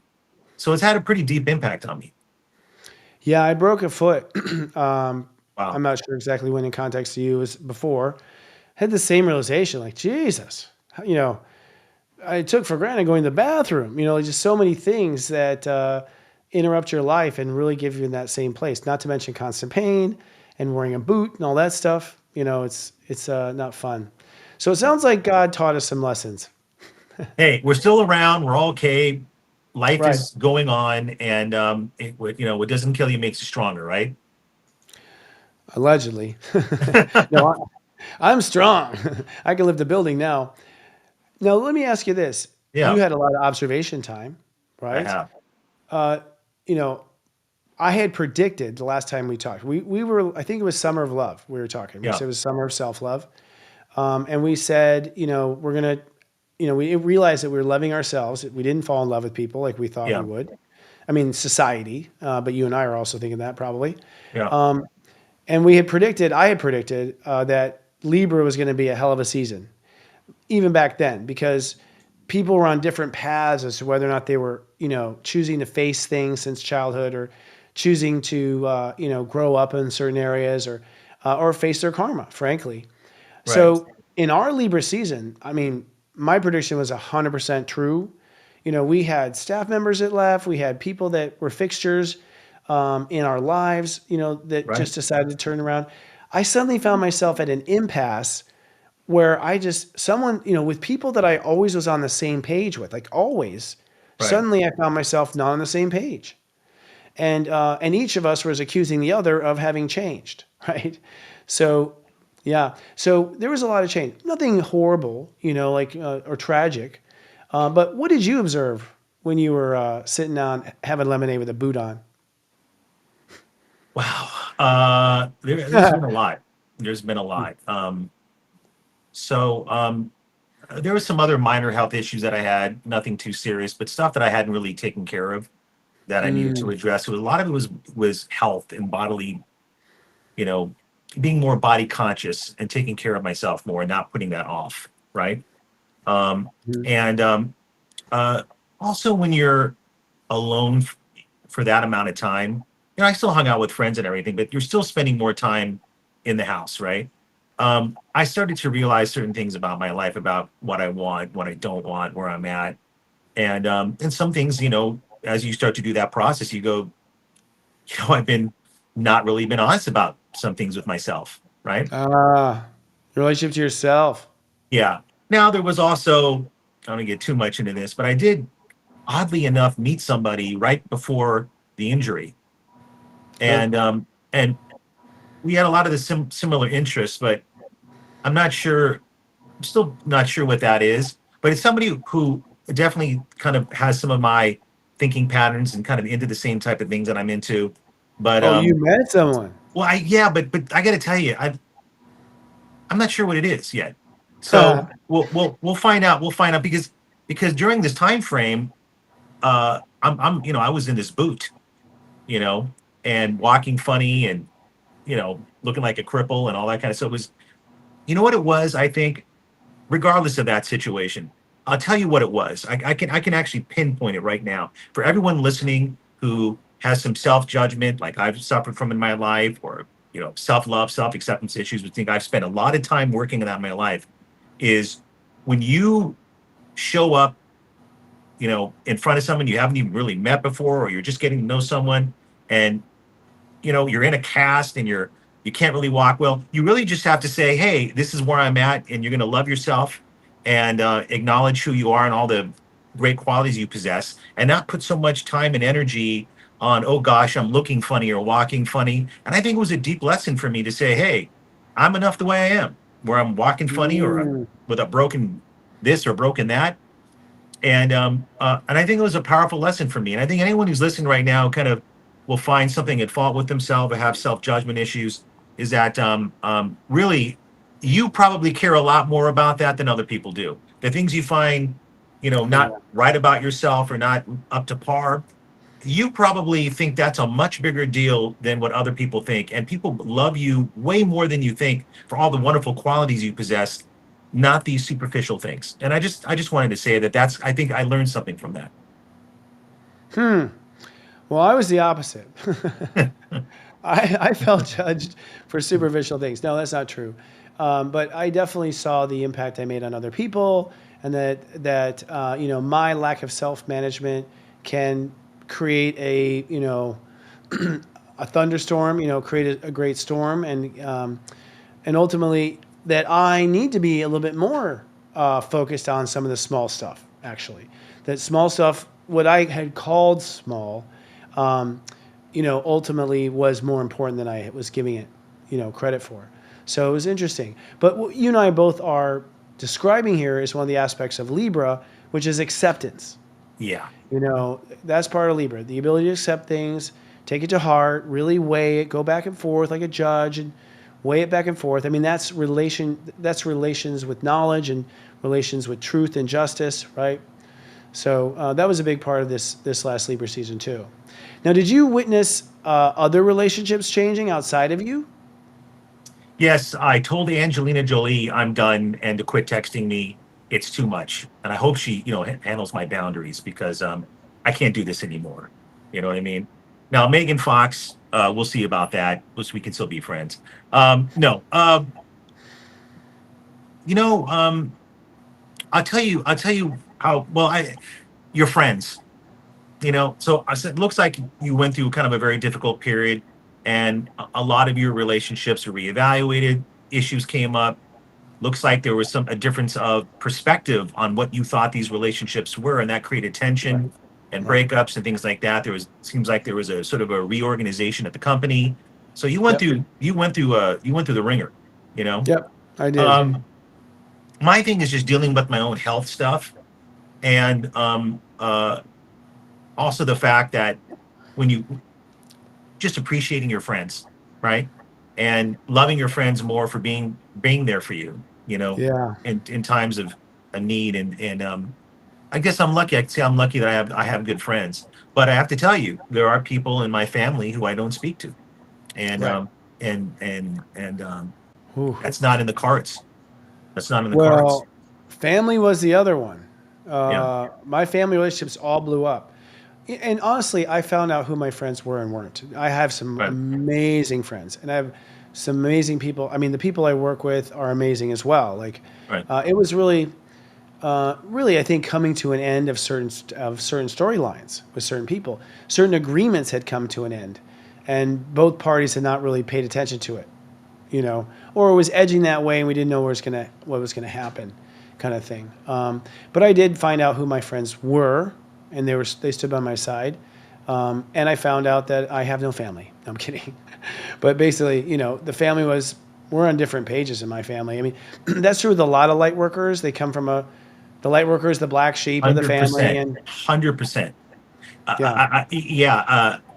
When you particularly, when a lot of the time when people are born with certain numbers like 11 prominent Mm, in their chart, I call it being a stranger in a strange land, right? mm, And you may not fit into your environment. You may not fit in, and some of them still have great relationships with their family. That doesn't mean they all have torn up relationships, right? right. Um, but even the ones that have a good relationship know that they are different and they're here to do something and on a much more elevated level. And not to say that the family members aren't doing anything important in their own way, but they're here to awaken to a different level of consciousness and awareness. And sometimes you come to realize that the people around you are not on the same team, right? They're not Right. vibrating at that same level. That's exactly it. And one of those, you know, difficult things that people who are on the spiritual journey go through is that period when you realize, gosh, uh, I can't totally fully connect and relate to some of these people. I mean, I Right. understand them, but I don't really, and so I feel a bit alone. I feel a little bit alone, or I feel like, I'm, like I said, a stranger in a strange land. However, understand that as you start to move out into the world and embody your true principles of who you really are, you will attract your family. Yes. And my Like friends are yourself. my family. My Yes. friends Totally. are my family. Yeah. My friends are my family too, Yeah. and have always been. And my family's always accused me of that. You don't care about us. You just care about your friends. You know. But what happened with my family in this last round, Yeah. which for me always brings up illness because I have a weird thing where mom only really cares when I'm sick, so I tend to get sick like whenever things are going wrong, like almost as a cry out for mommy. It's Right. weird. My body does it automatically. I went back into asthma again, which I hadn't had since I was 14, like a whole Yeah. bunch of little weird things. But I did finally get to a point with my family where I'm like, look, guys, I don't want the life you want. I don't want the life you want. We want different lives. Like, why don't we just come out of the closet and just be honest? Let's not expect each other to be each other, and Right. I don't think anyone listened, but at least it was said. You know what I mean? Like, kind of thing. They're still fighting, like, no, you're wrong, at the moment. I mean, we'll see how things go. And of course, I'm only seeing it my way. But yeah, it was interesting. So here we are in Scorpio, right? Yeah. And honestly, I think in Libra, you realize it's not working. And most of the year, I don't know if you watch the astrology, but most years you realize it's not working in Libra, and then you break up in Scorpio because you have the courage in Scorpio to draw the line. This is one of the first years where I had breakups in Libra. It was so like, we are done. It's just not going to happen. But I would imagine there's some more fallout coming in Scorpio, and that there's going to be a lot of surprises in people drawing lines right after step 11 Scorpio, which I don't know the exact date is. Actually, I do. It's going to be the 3rd of November. So people at that point will be ready to draw some boundaries. So I am predicting another wave of ends, things ending. Like our country. No, I'm kidding. Oh, Jesus. Just teasing. But that's the fear, right? Well, yeah. You're right. We're a contentious country right now. I think the polling is that it's dead even, between these two candidates, and people are lining up, very adversarial. I've been warning about this adversarial nature since 2020. We have the two 20s, right? Two ruling duality, or two sides, That's this side, that side. And you changed my opinion on 2020 when you told me that. Yeah, and that's when COVID hit, and the lesson was, we're all in this together. We got to work together. I'm one of those people that sure, I have my biases, like everyone. I do, but I really want this country that is to come together and work together. That's what I want. I know the reality of what we're at right now. I'm just thinking, it's dangerous to be at odds with each other to such a degree where you dehumanize the other. You can strongly have your opinion. I'm all for it, but I think that's just an important thing to say. But you might be right that as that's going on, personally, we might be at odds with certain things in our life as well, and we may need to recalibrate or go our separate ways. I've said that for many, many years when I'm counseling clients. The last 75,000 years I've been doing this, but I've talked to couples and said, this is something that I believe, hearing what's going on, that you can recalibrate, right? You can recalibrate this. You can maybe look at yourself and see your role and what part you play, and you can modify behavior patterns. You can become more aware of the other person. And there are cases where you can save a relationship and do the recalibration, as I call it. There are other cases where you cannot. Yep. And I tried to save every relationship. Yeah. And some recalibrated. Yeah. Yeah, some recalibrated. I was like, well, I had, pegged that for not going to work, and it did. So it's funny, people people shift their perspective sometimes at the last minute. Right when they get to that issue, and they change. Now I'll just say for the record, real quickly, and we'll shift here. I mean, the fact that we're in Scorpio means we're in the time of divorce, and that's kind of what today's show's about. We're going to have two guests on today that are going to be discussing how they are trying to end something. And you and I so far have been counseling people on staying together, like trying to make it work, right? This is going to be us flipping the script a little bit. I agree with you. I feel like I honestly just want to put out there, as far as the future relationship with the United States, I think we're going to make it. I really think we're going to make it. Because the animosity and stuff gets tiring. You just can't keep up that for very long. I'm tired of it. Yeah, people are tired of it. And, people move on. But I also think that people have faced their karma with themselves. And I think that what the media is portraying is not what people are really feeling. I mean, not in my experience. I don't have a big worldly view. I'm not going out to football stadiums and interviewing every person. So I don't have the data. Yeah. But the people I'm coming across are just like, oh, whatever. they're not really part of this alleged narrative. Right. And I think they're growing out of it. They're just not caring anymore. It's just getting so tired.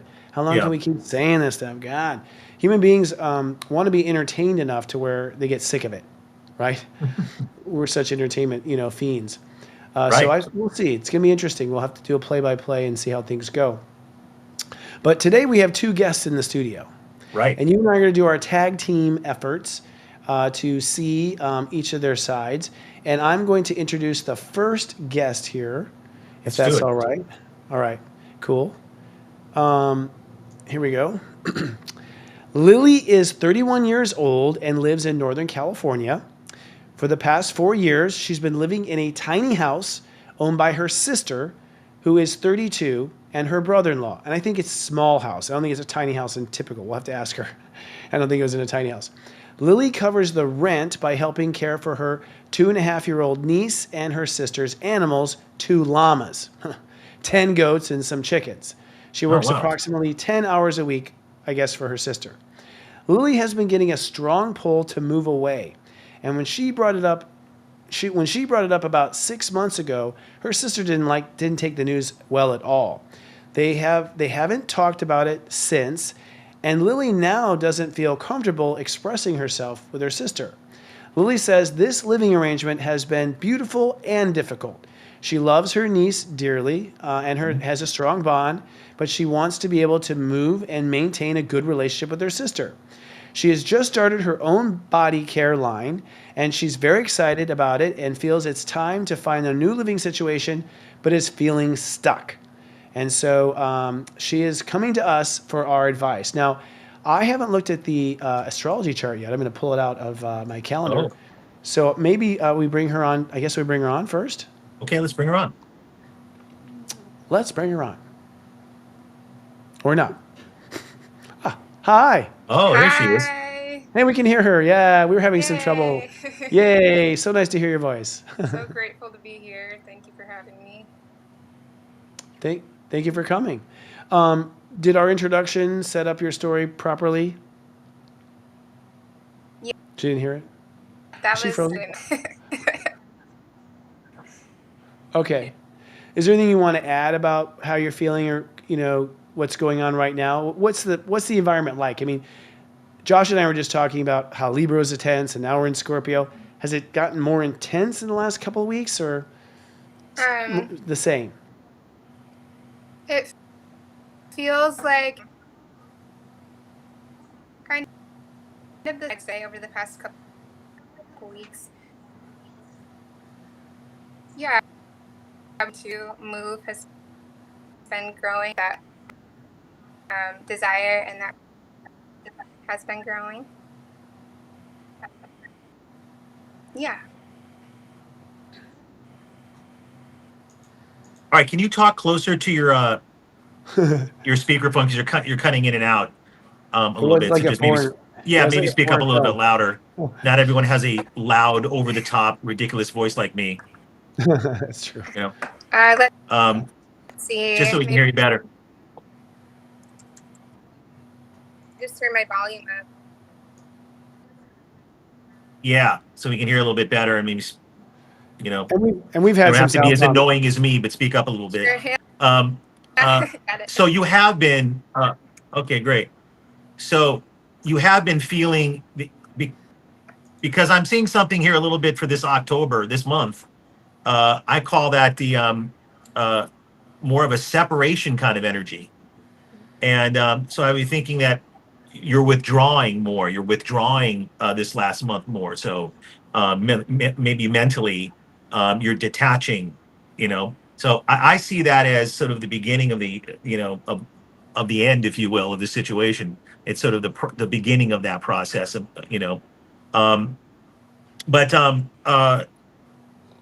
Chris, would you like me to go first, or you want to still look at some of the astrology a little bit more, or how would you? I've got it. Well, I can go first. I mean, you Go have ahead. to do some Yeah, you go calculation. first. Yeah. You got to do some math, right? Well, looking at your chart, I'll tell you this. One of your major benchmarks in life is setting up your own home. That's a necessary thing for you in life. This is from the North Node in the 4th house. More specifically, really making sure that you care for yourself and that you care for your emotions and that you set up your own, your own foundation on your own. So I would say anytime you're living with someone else and it's not your place, 100% your place, you're not on your path, actually. So I think you got kind of a good exit here, a hall pass to get out of this situation, which is that you have to have your own emotional foundation, first and foremost. The other issue that's, I think, happening too is you are being called to start your career now. The astrology affirms this. You have Jupiter in your 10th house. And so this is the fastest growing career year you'll have in 12 years. This is going to be rapid growth, opportunities coming to you super fast. You need to be able to stay nimble and quick in order to take advantage of these. You need to not have yourself tied down to responsibilities outside of yourself and your career. It's not really a good idea to take on any extra responsibility than just you right now. And that's Jupiter in the 10th house. And part of that too is, one of the aspects that you're dealing with is you make a commitment and you actually stick to it too long.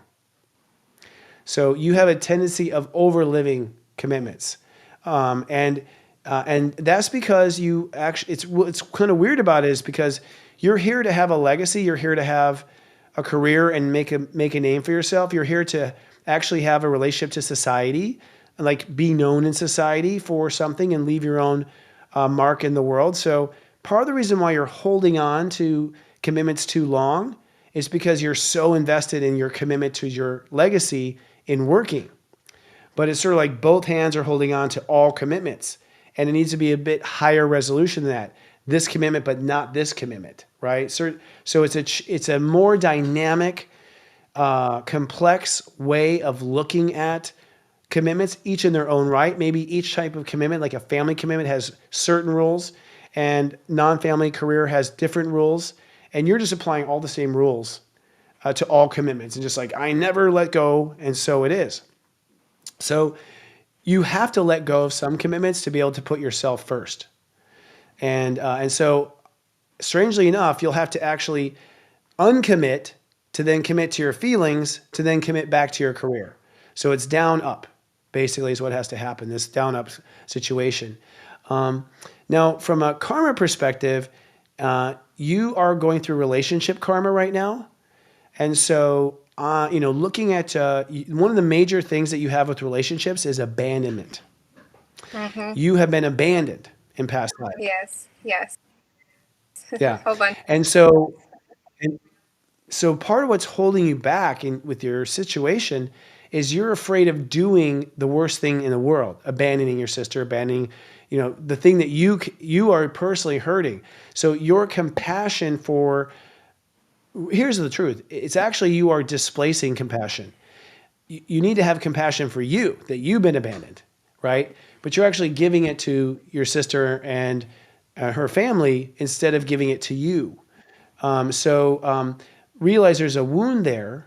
And I guess what you could do to turn this into medicine is say, I am putting myself first. I'm not abandoning myself for the first time ever.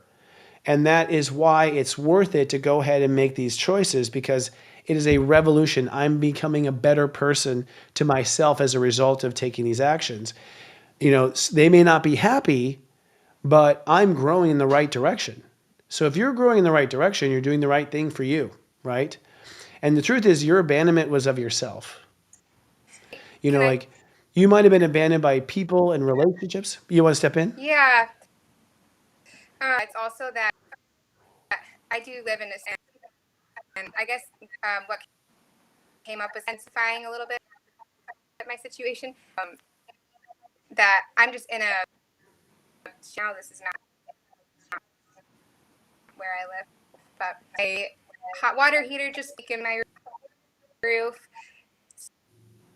Physically now, this word, and they don't currently have the funds to go to an apartment of my own, or so yeah, it's had the funds, I would go, for myself. I know that I need to do that. But yeah, that's kind So of the whole. if I may jump in, I wanted to jump in here if I may. So uh, what you're talking about, you carry these karmic numbers in the chart called 13 fours, right? And if you get an old book on numerology or you go online, you can learn about the 13-4. The old numerologists peg 13, 14, 16, and 19. They say these four numbers, if you had one of these numbers, there's some karmic debt to pay off or something like that. And I don't look at it as dramatic like that. There's a lot of people have these numbers, but I call 13-4 survival mode. Okay. And when people have 13-4 that prominent in the chart, they'll have a subtle anxiety about keeping things together, right? And what's happening tomorrow? Are we going to make it through? Now, we also attract people karmically to mirror back our own lessons, right? So I look at everything symbolically, right? So I want to talk to you about this survival mode stuff in a minute and how it relates to a parent's job and work stress. And that's going to come in a second. But before I do that, I just want to do a couple of things. You have a 5611 and a 23-5. You don't know what that means, but I'll explain to you really quick what that means. 5 rules freedom and 6 rules commitment, right? So right off the bat, there's a part of us that wants to be free and a part of us that wants to commit and have responsibilities, right? Yet you also have a 23-5, which is a very similar number, but slightly different, which is security versus freedom, right? So what you're doing, you not realize it to full extent, is that you have just coincidentally created a situation where, you're getting rent basically by taking care of, your niece, right? And you're basically sort of secure because of that symbolically, right? And but a part of you wants to take off, and now you created a magical situation here, with just coincidentally that your security is through the situation with your sister, right? Right? And now, but a part of you wants to break free, so now you feel the internal struggle, right? Now let's go back to the survival mode 13-4. It usually comes from a parent who busted their ass, struggled, worked hard, had a lot of, you got to bust your ass, you got to deal with this. And they had a lot of tension inside of them, which did not make them emotionally available as much as they could have been. Okay. So if you go off and you do your job and your work and all that kind of stuff, right? You are emotionally abandoning your sister, right? And now you're putting her in survival mode. Look at the coincidence. Now, what he said, the water system broke or something, the water, right? Okay. So now there's been this damaging thing, and I couldn't possibly leave her now because she's dealing with all this stuff, and it's very expensive to fix those things, and da-da-da. You have manufactured this whole thing. This is all a projection of your own internal conflict and fear, right? Of losing your security versus going off and doing what you really want to do. And now you're looking at the same person that's providing that security and saying, you're trapping me. I'm trapped in this situation. And now that these issues, anxieties about keeping it together, and now there's like these financial issues coming up. So, okay, let's make a deal here. Okay. You can wait until this thing gets fixed, right? So you're not leaving at the wrong time, right? You can help out with that process, but let's just look at it for what it is. It's you that has fears of jumping ship. It's you that is using this situation as an excuse not to go where you want to go. Because I'll tell you what, as much as I know you don't want to do, leave your sister, put in a bad situation. The truth is that she had a kid. She has a family, and she has to, take care of that kid. That's her responsibility. You can still come and help out. You can still come and babysit. You can still come and do things around for. You can still, take the kid to something there. You can still help from time to time, but you need to get on with your life, right? And notice this really is you. It's really you that's using this because it's you that has the internal conflict of whether you can stay in the situation or not. And because of your own fears of loss of security, your own fears that maybe things aren't going to work out, right? So as much as I think it's admirable that you care for her, I think we need to look at what's really beneath all this stuff, right? Survival mode fears, She's not going to be able to make it. You're not going to be. Things are going to fall apart. Many 13s carry that anxiety with them, but you can't live your life in that world of anxiety and fear about things, and limiting yourself and shutting yourself down, right?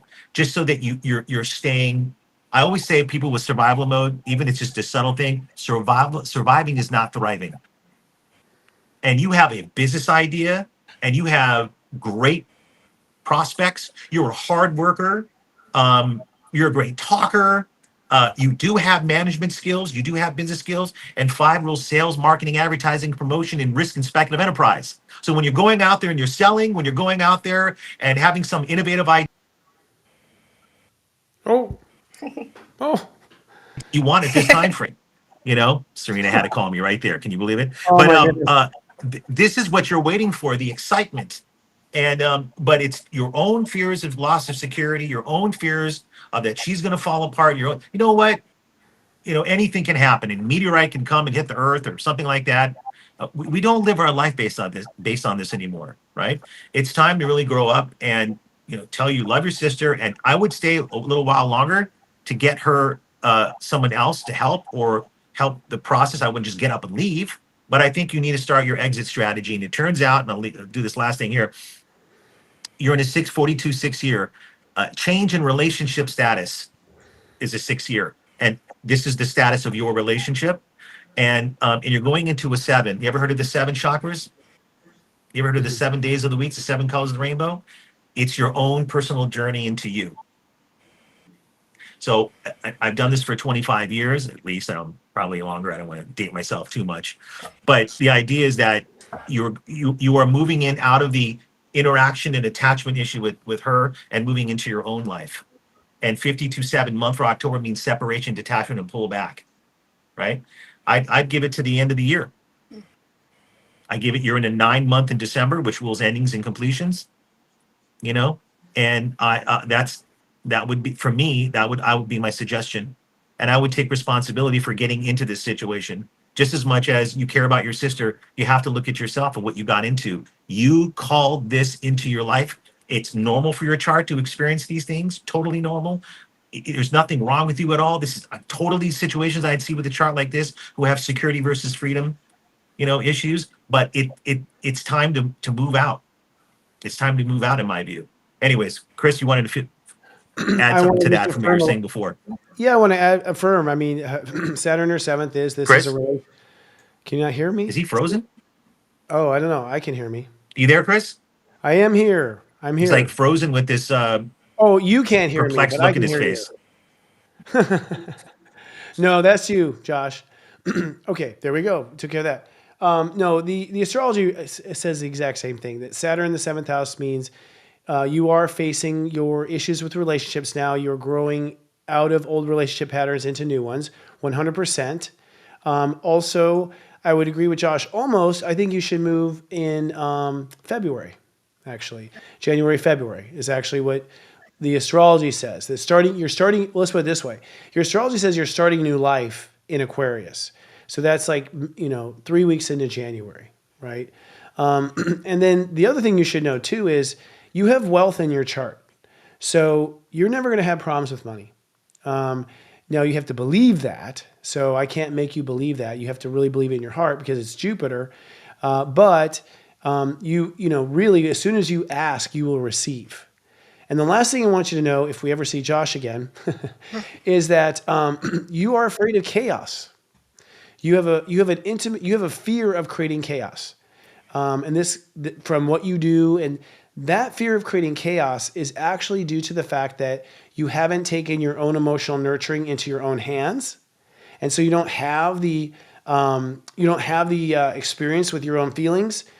And so because you haven't nested correctly, you're afraid you're going to break some eggs, basically. And that was a fear you were born with, by the way. It's not really the cause. It hasn't been caused by this situation. So long story short, it appears that you need to be, going forward with your life. Don't worry. The universe will take care of your family. The universe will bring in. One thing I find is that if something is removed, something is replaced by God. Yeah. Welcome back, Josh. And the last thing I'll say is you have to love yourself first.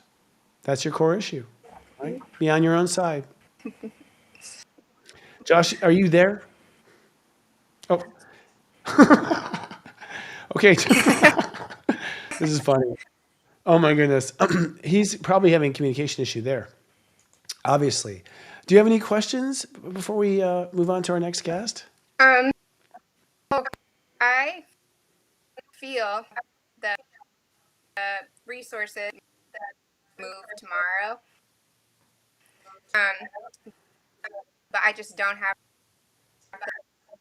now. And I have to be in this dream of owning my own body care business. And so I wonder if a job that might take body care business so that I can move forward, because I'm really not very secure here. It's not a comfortable environment for me to be. Like, I have my little tiny house, I don't have water, and I'm like leaking issue.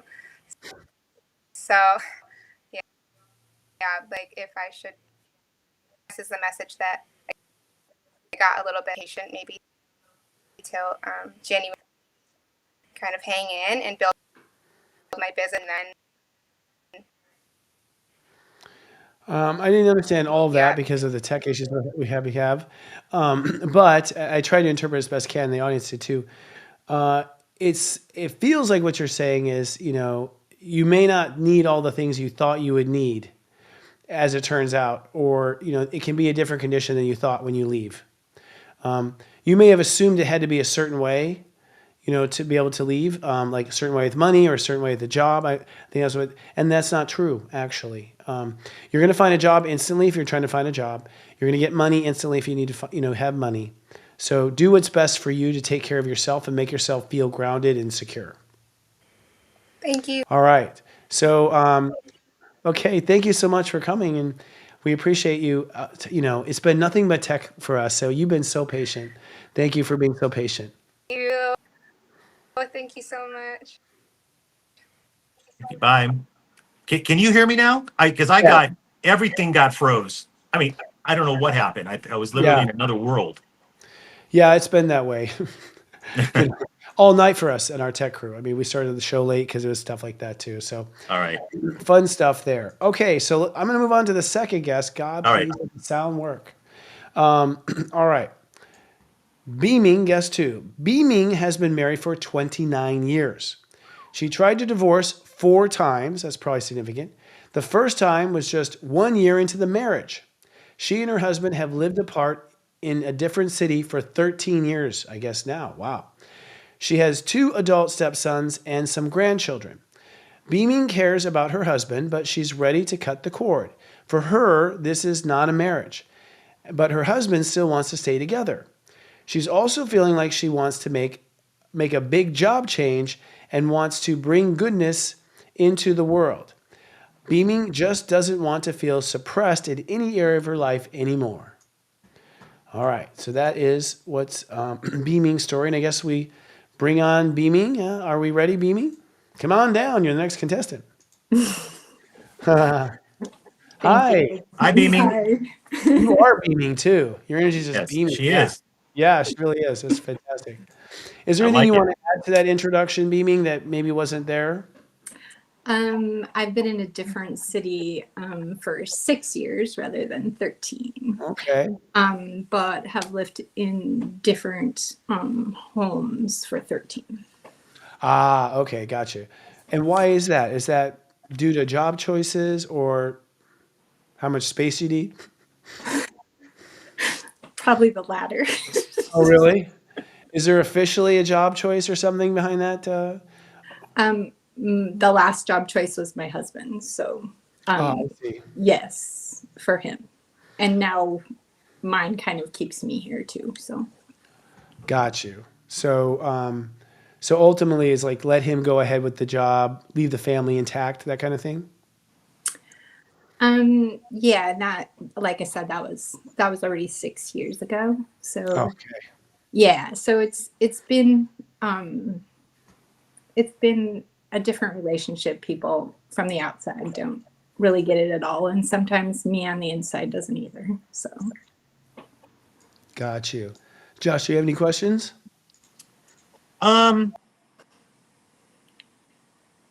Well, 9 years ago, all right, so what was that? 20, let's say 2015 and 20, let's say 2015, 2016.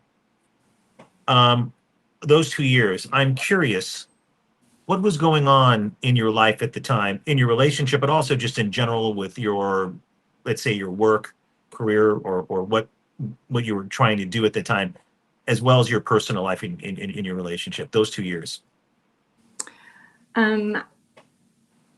at that point in my life, I was working a menial job. I had moved from California in 2008, and in 2012, I had a major health incident. So in 2015, and ever since I actually came to this area, but that at that time I was basically working in retail. So Okay. And how are things with the significant other at the time? What was going on then? we lived in separate households. And that was already in effect prior to that, right? Yeah, Okay. 2011. And you were living in separate households. And were there any new thoughts or feelings that you had about your situation with him during those 2 years? About, hey, maybe thinking about something's got to change, or we got to do something different here, or restlessness or something of the sort? I think it's kind of hard to fake that things are okay. Right.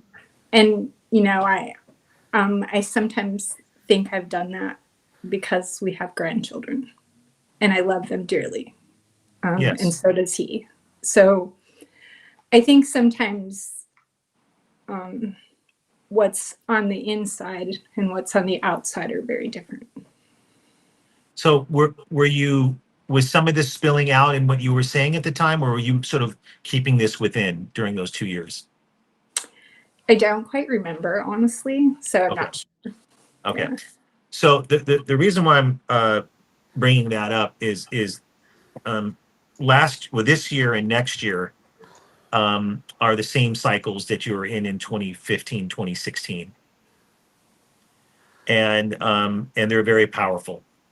And you might be asking, well, I'm telling you right now that there's a high likelihood that you were able to release yourself of this situation. You may want to know why that didn't happen under the exact same cycles 9 years ago. And so I've, in the many gazillions of readings I've done over the years, is that you weren't ready. You weren't ready. And so Chris, should I go first and you do the end here? We'll switch it. Yeah, I thought you were doing that already. I was Okay. like, All right. Just want to make Yeah. sure. Yeah. So look, I'm going to talk to you some superficial things up front. I don't think they're superficial, but things that are factors, and I'm going to tell you about the factor. Okay. So 26-8, and you also have a 13-4. We had another guest earlier with the 13-4. So 26-8 is project relationship, is what I call it.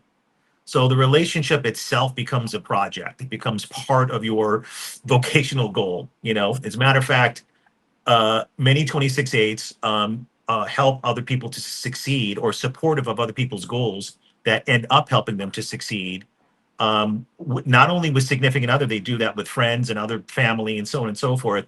And they don't necessarily get reciprocity, is their 50-cent word of the day.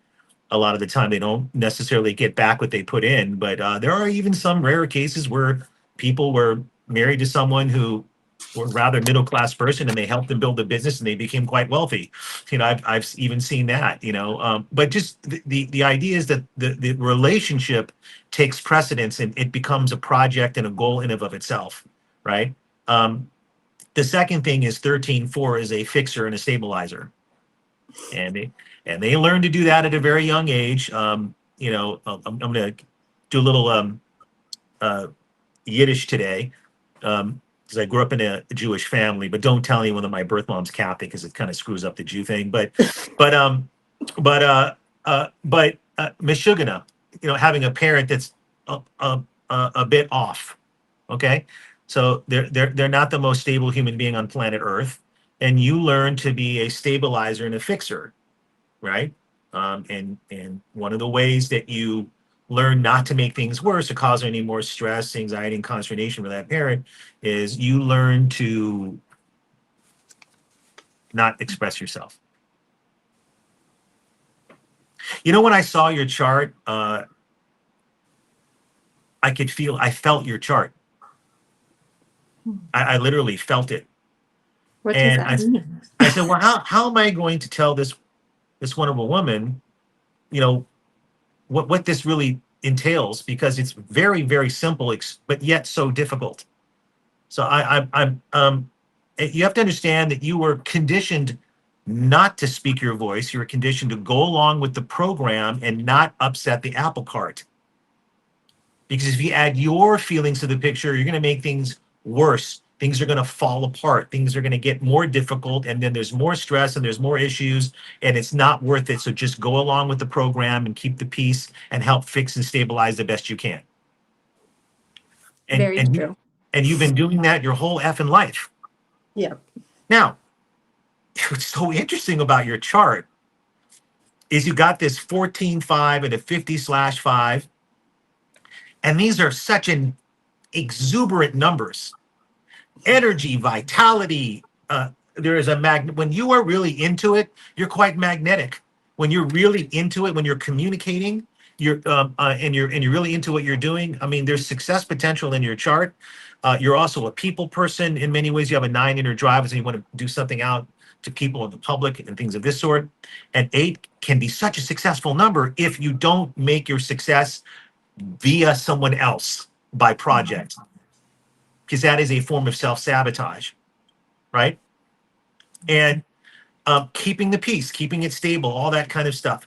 Now, I'm going to make this a little bit of a shorter analysis for you, because for dramatic reasons. Why? Because I want to make my point very, very clear, because all those things, seemingly are you understand are true about you, but what is the answer to this, right? So just briefly, you're about to go into a 14-5, which is one of those numbers in your chart that is exciting, that is about travel and taking risks and doing new things and really breaking free. And so I can tell you right now, statistically, that if someone gave me $1 million and they had to say, okay, you have to bet whether Beeman is going to finally free herself from the situation at this time, I would put that $1 million on yes. And I don't want to lose $1 million. Trust me. Right? I have to make that decision, because you could do what you did in your last cycle, and I could tell you don't remember. I'll tell you what my impression was, is that you were thinking of breaking free, but you shut yourself down. And I think those were difficult years with respect to what your soul was telling you, your inner self was telling you, right? So why is it different now? Because you're here. Because this is happening. I believe that when people are ready and they come to someone like Chris and his capabilities, or someone like me, what I do, I think he'll agree with me. A lot of the time they've been stuck for many, many years, and then it's just the time frame when they're ready to hear a different perspective, because they're ready to go for it. And so I'm going to give you the end story right now. And I want you to listen to what I'm saying right now, because it's very powerful. I'm going to be you. And I'm going to talk to your significant other. And I'm going to say, I do love you. And we've done great. We've created kids. We've created a life. And many parts of that life are great. But I can't do this anymore. I can't create this situation like this anymore. And it's not because I don't love you, because I'm still going to love you. And it's not because I'm not going to support you, because I'm still going to support you. But I need time now for me. And you've been told your whole life you cannot be that direct, because if you do, we're all going to die. It's the end of the earth. And that's why I said I felt your chart. Because I said, so I'm getting emotional myself just because I know you have to say that. And I know how hard it is for you to say that. But that's what you're going to have to say. And you're going to have to say, I'm still a lovable, decent, good mother, grandmother, wife to be, ex-wife. I'm still a good person and I can still have my own emotional needs. Unfortunately, in your family, they did not teach you that. And they didn't do it on purpose. It's just that they're, as my family would say, they're mashugana. They were a bit bonkers and didn't understand those things. So you're the key to your entire life, your whole life ahead of you is sitting down and saying that to him. And then in an instant, your entire life will change. The entire life will change. And then you'll give yourself a permission to have your own needs and have your own life and have your own fulfillment of who you are. And don't worry about, your success and what you're going to do. I've already mapped that out. You're going to do just fine. You'll do just fine. Believe me. So you're going to be okay. Chris, anyways, that's what I wanted to say. Chris, it's up. I'm on to you now. I hope that was helpful. You got it. I have to say that the astrology completely affirms what Josh has said, but provides some other information. First of all, this is an exchange of lessons according to the astrology. One of the things we look at as astrologers is where your sun falls into his chart and his falls into your chart. Your sun falls into his chart with transformation. You're holding space for him to change. He's extremely inflexible. Extremely. And so the whole marriage is like, you just got to change, you got to change, you got to change, you got to change, you got to change. Right? So you're holding that space. Now, that's not romantic. That's not really what good relationships are based on. I'm not going to say nagging, but like having to constantly tell someone or push a point. For him, his sun falls into your area of faith. He forces you to find your faith. And, obviously through negative reinforcement to find your faith. So, that's not an easy transit either. And you particularly have faith issues. You were born with faith issues. So I feel psychically that this was an agreement to come together, help each other with these things. And I think you've come to a point where you can no longer help each other with those particular things. Another interesting thing is like he approaches, you approach relationships. Well, let's put it this way. You're an expert in relationships. That's what you do. In past lives, you have in one after another relationship-wise to where you're really the more talented when it comes to how to keep a fair relationship. So I think you're not only being in the relationship, you're having to teach him how to be in relationships, okay? He's used to being the absolute authority in relationships, period. The absolute authority. And so he doesn't understand things like compromise, your way, like the best way. It's probably because, it goes back to old school, he's just been in old school relationships up until now. He hasn't modernized, in his spiritual growth and learned some of these new concepts like equality, like things like that. Another aspect that I think is really important is, Josh was talking about, you feeling bad and not speaking frankly. Your astrology says that is past life organized religion, that you have absorbed organized religion from past lives. And so you're kind of like you're being timid about it or afraid is actually being afraid of upsetting the church. That's being projected onto the marriage by accident because it doesn't really apply. But you're about to break free from those from that programming. When Saturn crosses your Chiron at 17 degrees Pisces, it already has, it started to. And so you're actually, what you're doing is you're taking faith in your own hands. Faith is a big thing for you. You'd given it away to the church to define your faith. Then the church screwed you over. Basically, it looks like you were literally killed in one lifetime, like literally killed by the church. Wow. And so this is why I think your husband was here to just help you feel faith. He's provided a supplementary faith, like, well, at least he'll be there, and that type of thing.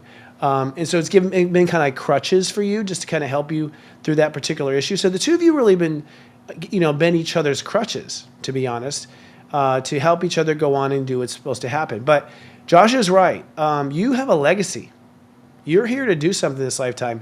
You're going to leave a mark on the planet, and go forward with something remarkable.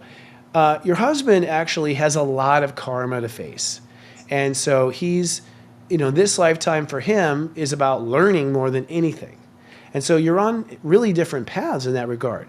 You're here to manifest something concrete, undeniable, see how powerful you are. This is the lifetime where the church is not holding you back.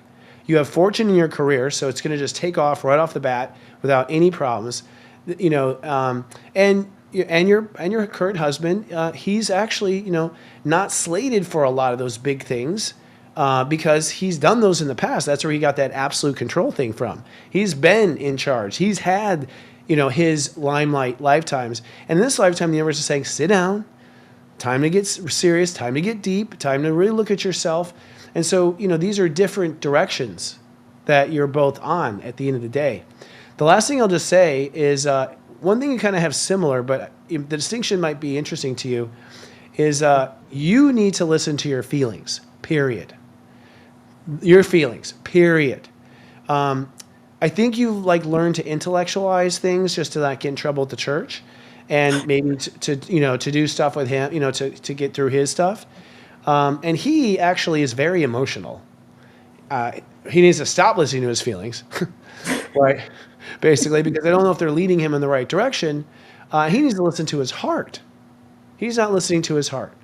And that's, I think, causing the most difficult part of this, is that he's really not coming from his feelings only, and not coming from his heart. And feelings, carry a lot of stuff that, isn't necessarily valid, because it's old wounds, old stuff, and probably projecting those feelings onto the marriage. So the astrology shows that it sounds like it served its purpose. And I agree with Josh that, you'll be in each other's lives, to where you have to.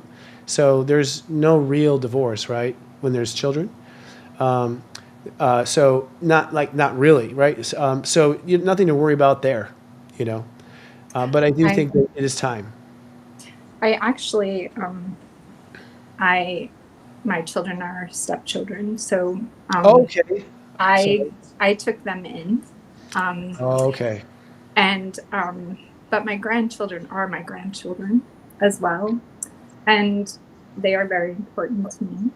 And I think that some of the things we both said, one thing I will definitely attest to is I am present, way more present than in 2015 and 2016. I am here. Even doing this makes me tremendously nervous, but I know that that wouldn't have happened 9 years ago. And I find it pretty interesting when you say that I was a fixer and I didn't speak. I have a bunch of siblings, and I really thought my parents didn't need one more issue or problem. Yeah. Oh, yeah. So you are spot on there, I tell you. Yeah, well, you have to understand something. These are learned behavior patterns, and then we reenact them later on. In psychology, that's referred to as repetition compulsion, or the compulsive need to repeat our wound, right? So we learn that, oh gosh, we don't want to upset the apple cart. They have enough on their plate. Let me take care of things. And you learn that's how you get love, right? And I always take the wound of the chart and I add, or I won't get love. Right. Yeah. So if I don't fix, stabilize, take care of, right, and help out, I will not get love. I will be without love. Now, it's not particularly rational to think that way. And believe me, I've had my own shtick with some rather irrational thoughts about, my lovability in my life, as well. So I know, but you have to understand something, that the timing is, like if you consulted me and I saw this chart, I'm like, this woman's ready to make the change, and yes, 9 years ago, the chance of you being able to even speak about this in this kind of a forum, forget about it, you know? But that's using your voice. And look how far you've come. It's extraordinary. And like I said, this last piece of the puzzle is to make that speak from your heart and your needs and your voice, which you were not able to do, growing up. And when you do that, everything changes. And I'll leave you with one thing else. I didn't want to talk so much about him. I know Chris was going to nail his whole mentality, which he did, which of course I knew he would. I didn't want to do that. I wanted to get into this one part of you. When you have a 12-3 in your ultimate goal position like you do, you will go through these trials and tribulations where you'll have to own your voice and own your needs and establish your feelings and boundaries and so on and so forth, more than any other number. But it's not just a part of your growth. It's also a part of your higher purpose. And a major percentage of people with threes in the ultimate goal will end up in one way or another, not maybe exactly so, but one way or another, will end up being a writer or speaker, believe it or not. Understand why that's their wound. And I know they're filled with self-doubt and insecurities and anxieties about it. I'm perfectly aware of it. But a high percentage of them will, in some way, shape, or form, be writing and speaking about their story or speak to other people in a way that they can connect to. And that is on the horizon for you down the line. So keep that in mind. And even if whatever you're going to do with your business and so on and so forth, understand people are going to be into you if you talk about why you're doing it or why you're creating this business or why you're selling this or doing that. Right? Speak from your heart and be authentic, and people will fall in love with what you're doing. And it's a part of your catharsis. Capiche? Thank you. I'm You're just welcome. wondering about the timing of these things, and I'm wondering, when I feel like I listen to very often, and I'm wondering about not only the timing, but which one comes first, or do they kind of simultaneously happen, or that kind of thing. What are the two events you're timing? Obviously, separation. Well, yeah, the conversation and marriage part and the career part. Well, I'll speak for astrology. The astrology says career has to happen now. And separation will happen, I would estimate, by April next year. Basically, you're still learning how to trust yourself, and you have to get past the past life religious wound that's too big for you. It disrupts your trust in yourself. I think by going out and working on your career, you're going to build trust in yourself just from that, build power for yourself. You're living in separate houses, right? Mm-hmm. Okay, so I'm not sure what's going to change, really. Like, what's going to change, really, when it actually happens? It's going to be paperwork and lawyers, but the way you're accustomed to living is already separated. So the hard parts usually of divorce and separation, you're not going to have to endure, I don't think. I mean, the ones that were hardest on me anyways, the literal physical separation, things like that. But Saturn has to go through the first decan of your 8th house, to be specific, and cross over your Chiron and your Mercury, which is going to help you really think straight and stop second guessing yourself, because Mercury conjoins your Chiron. So there's a lot of second guessing. The church really did a number on you to make you second guess your judgment. And so I think you're just not going to feel clear enough to make some of those calls. So in lieu of that career, because at first I had these reversed. At first I thought I had to do the marriage first. But I am telling you, universe has been beating me up at work saying, time for career. Yeah. It's giving me all the signs, and I'm torn between continuing on in a career similar to the one I have, or going into health and wellness, or maybe it's neither. But all right, so let me jump in here, okay? So let's talk about what a 14-5 cycle is when you come under a year 14-5, and why you'd be feeling it now and not next year. Okay, so first of all, 14-5 is one of these karmic numbers. And I know that sounds kind of scary, like karmic, is that bad? No, not necessarily. And you have your name adds up to an 86 14 5. You are indeed a 14 5. And so 14 5 is tearing down the status quo. There isn't any more number than a 14 5 that is absolutely against the status quo and the way things are. It is a ripping apart of all the old, outworn things that are not progressing, things that are not a part of your future, right? This is why it's considered a karmic number.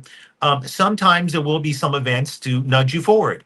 And this is why it's sometimes get a little bit of a bad rap. But I'll show you some really wonderful things about it too. The bad rap is that something happens at work and it makes things all screwed up. They hired someone new and they screwed up the whole your position or blah blah blah, or they downsize and now you're doing this, and it destabilizes your life, and that's the universe pushing you out of the nest. And that's why sometimes 14 5s get now I always say I don't see it that way. I say that unconsciously we have, or subconsciously we're scrambling a stealth bomber, and we're giving the 3 4 5 7 3 9 4 bomb this fucking old job, bomb this shit out of it. Now, when it happens, you're like, oh my God, I just lost my job. This is terrible. What am I going to do? It's like, you were out of there years ago. You've been hanging on for dear life, right? And so this is a very classic 14 5 thing. Now, I always say, don't wait for the coordinates to be given to the stealth bomber, right? And just heed the call. There's no need for that. Heed the call, right? And 14 5 is magnificent for new opportunities. So sometimes 14 5s will actually give you the break. So I did all this research back in the day when I was learning all this stuff. When did notable people get a break or an opportunity in life that contributed to their path towards success? 5 cycles were notable, right? So it's a time frame when opportunity, you can meet someone, talk to someone, connect to someone, and oh wow, you do that, and blah, blah, blah, why do next thing you know, it's a door opens for you, right? And that can start happening. Now, why now? Why in October? Well, I have found that cycles, and this has been a big dispute about numerology cycles, our calendar year, not birthday to birthday, but there's a lead-in cycle, and usually around October we pick up on the cycle. So we don't have to wait till January, right? So actions can be taken any between now and any time next year. I was surprised about the timing that Chris gave you, because you indeed will be in a 9-month, which usually rules endings, reevaluations, and segueing out of things in April. And you can just do this calculating 5-year. January is 6, February 7, March is 8, April is 9. Again, we agree. I'd say that's a safe bet that one or both of these things will be moved on by April of next year. I concur completely.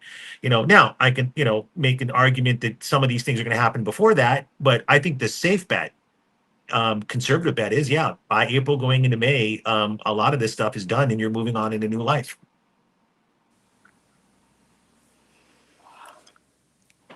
Wow, that's a lot. Yeah. And it is. But I believe you're ready. Chris, do you concur? I think she is. 100%. It's time to get out there. In fact, actually, you might be a little behind, and some catch up in what you can do in your career with Jupiter when it's offering you. So you want to seize the moment, and that's not to say you've missed any opportunity, literally, but you'll catch up very fast. You have fortune when it comes to your career. Your career will be a success, period, because it was taken from you in another life. So it's your guaranteed success. You have nothing to worry about. And I feel just follow your instincts, one step at a time, because you're very intuitive. So just those intuitive instincts, I think, will carry you. Yeah. So I would say, who knew that beaming also meant the results of the reading? You're beaming, right? Yeah. Excellent. Yeah. It's nice to see you this way. It feels so good. And it probably feels good because it's what you knew and you needed someone to affirm it. A good reading affirms what you already know. So this is your affirmation. Good luck. I think you won't need it, actually. I think you have good fortune. And I also think your husband will find what he needs to. This is going to be just fine. It's part of the plan. So good luck. He'll make it through. He'll be okay. He's a big boy. Namaste. Yeah. Thank you so much. You're Have welcome. A good one, Beeman. Wow. All right, Josh. Well, once again, man, we're batting, pretty good. I love how our readings overlap, and how Unbelievable. it's just like perfect pickleball. Just we keep hitting over the net to each other, and yours brings up an interesting point for mine, and vice versa. So it's It's great. really it's wild. The April thing, because I was like, good God, that's spot on. I mean, Oh wow. yeah, and I mean, I mathematically showed why April would be that time frame, Yeah.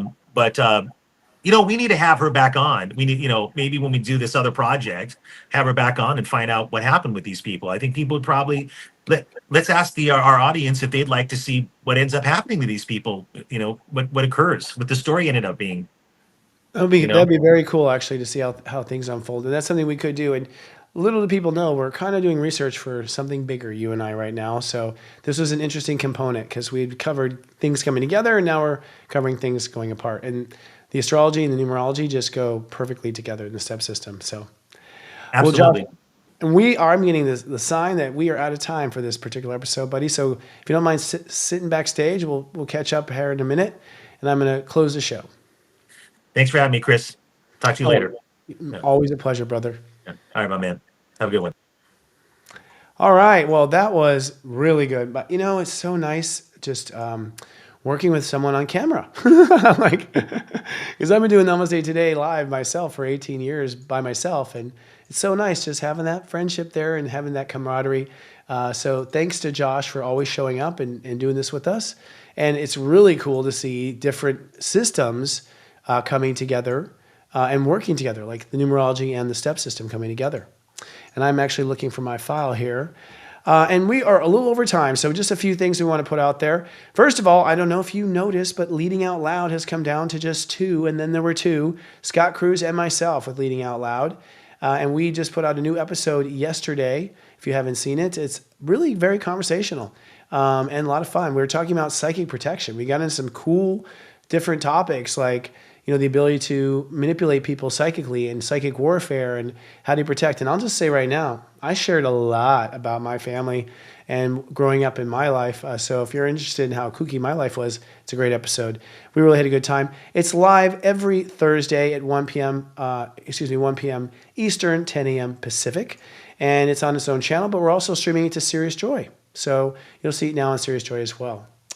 Now, free to the public, we have what we call the Miniscope, which is going to be divided by our entire staff, and it'll be going live here in the next couple of days. So the Miniscope is coming. It's a little mini version of the day, so you can quickly understand on SiriusJoy.com what you need to know. So if you're really on the go and you don't have time for the whole pep talk, the Miniscope really is it. And most of our subscribers and clients are saying that they listen to both. They listen to the Miniscope and they listen to the pep talk. So the two really work together. And this week we have what we call Sirius Joy TV, where our Sirius Joy subscribers get extra TV shows. One TV show is the Self-Study Hall. It's really a class taught by Robbie Hunt, our lead astrologer at Sirius Joy.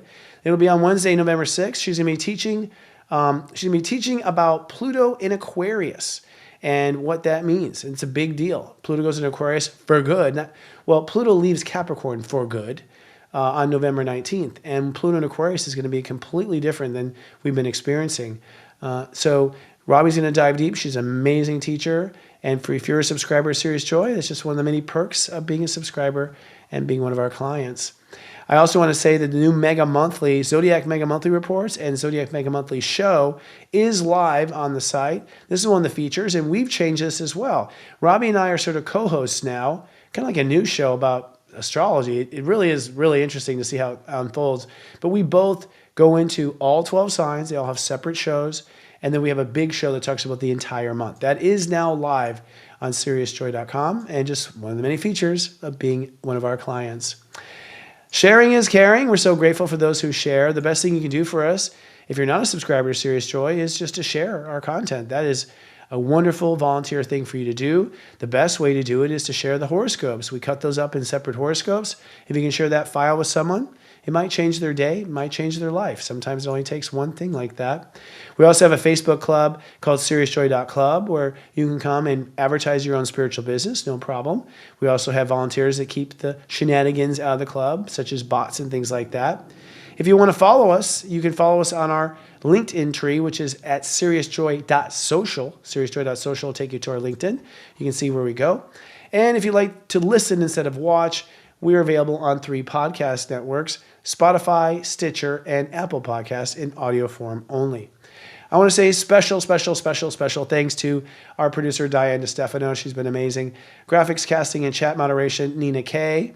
Our multiverse master director, Adam Tim, also dodging bullets in these last couple of weeks. And our teaching faculty at Sirius Joy, Robbie Hunt, Kristen Ryder, Gwen English, Daiki Okamoto, and myself.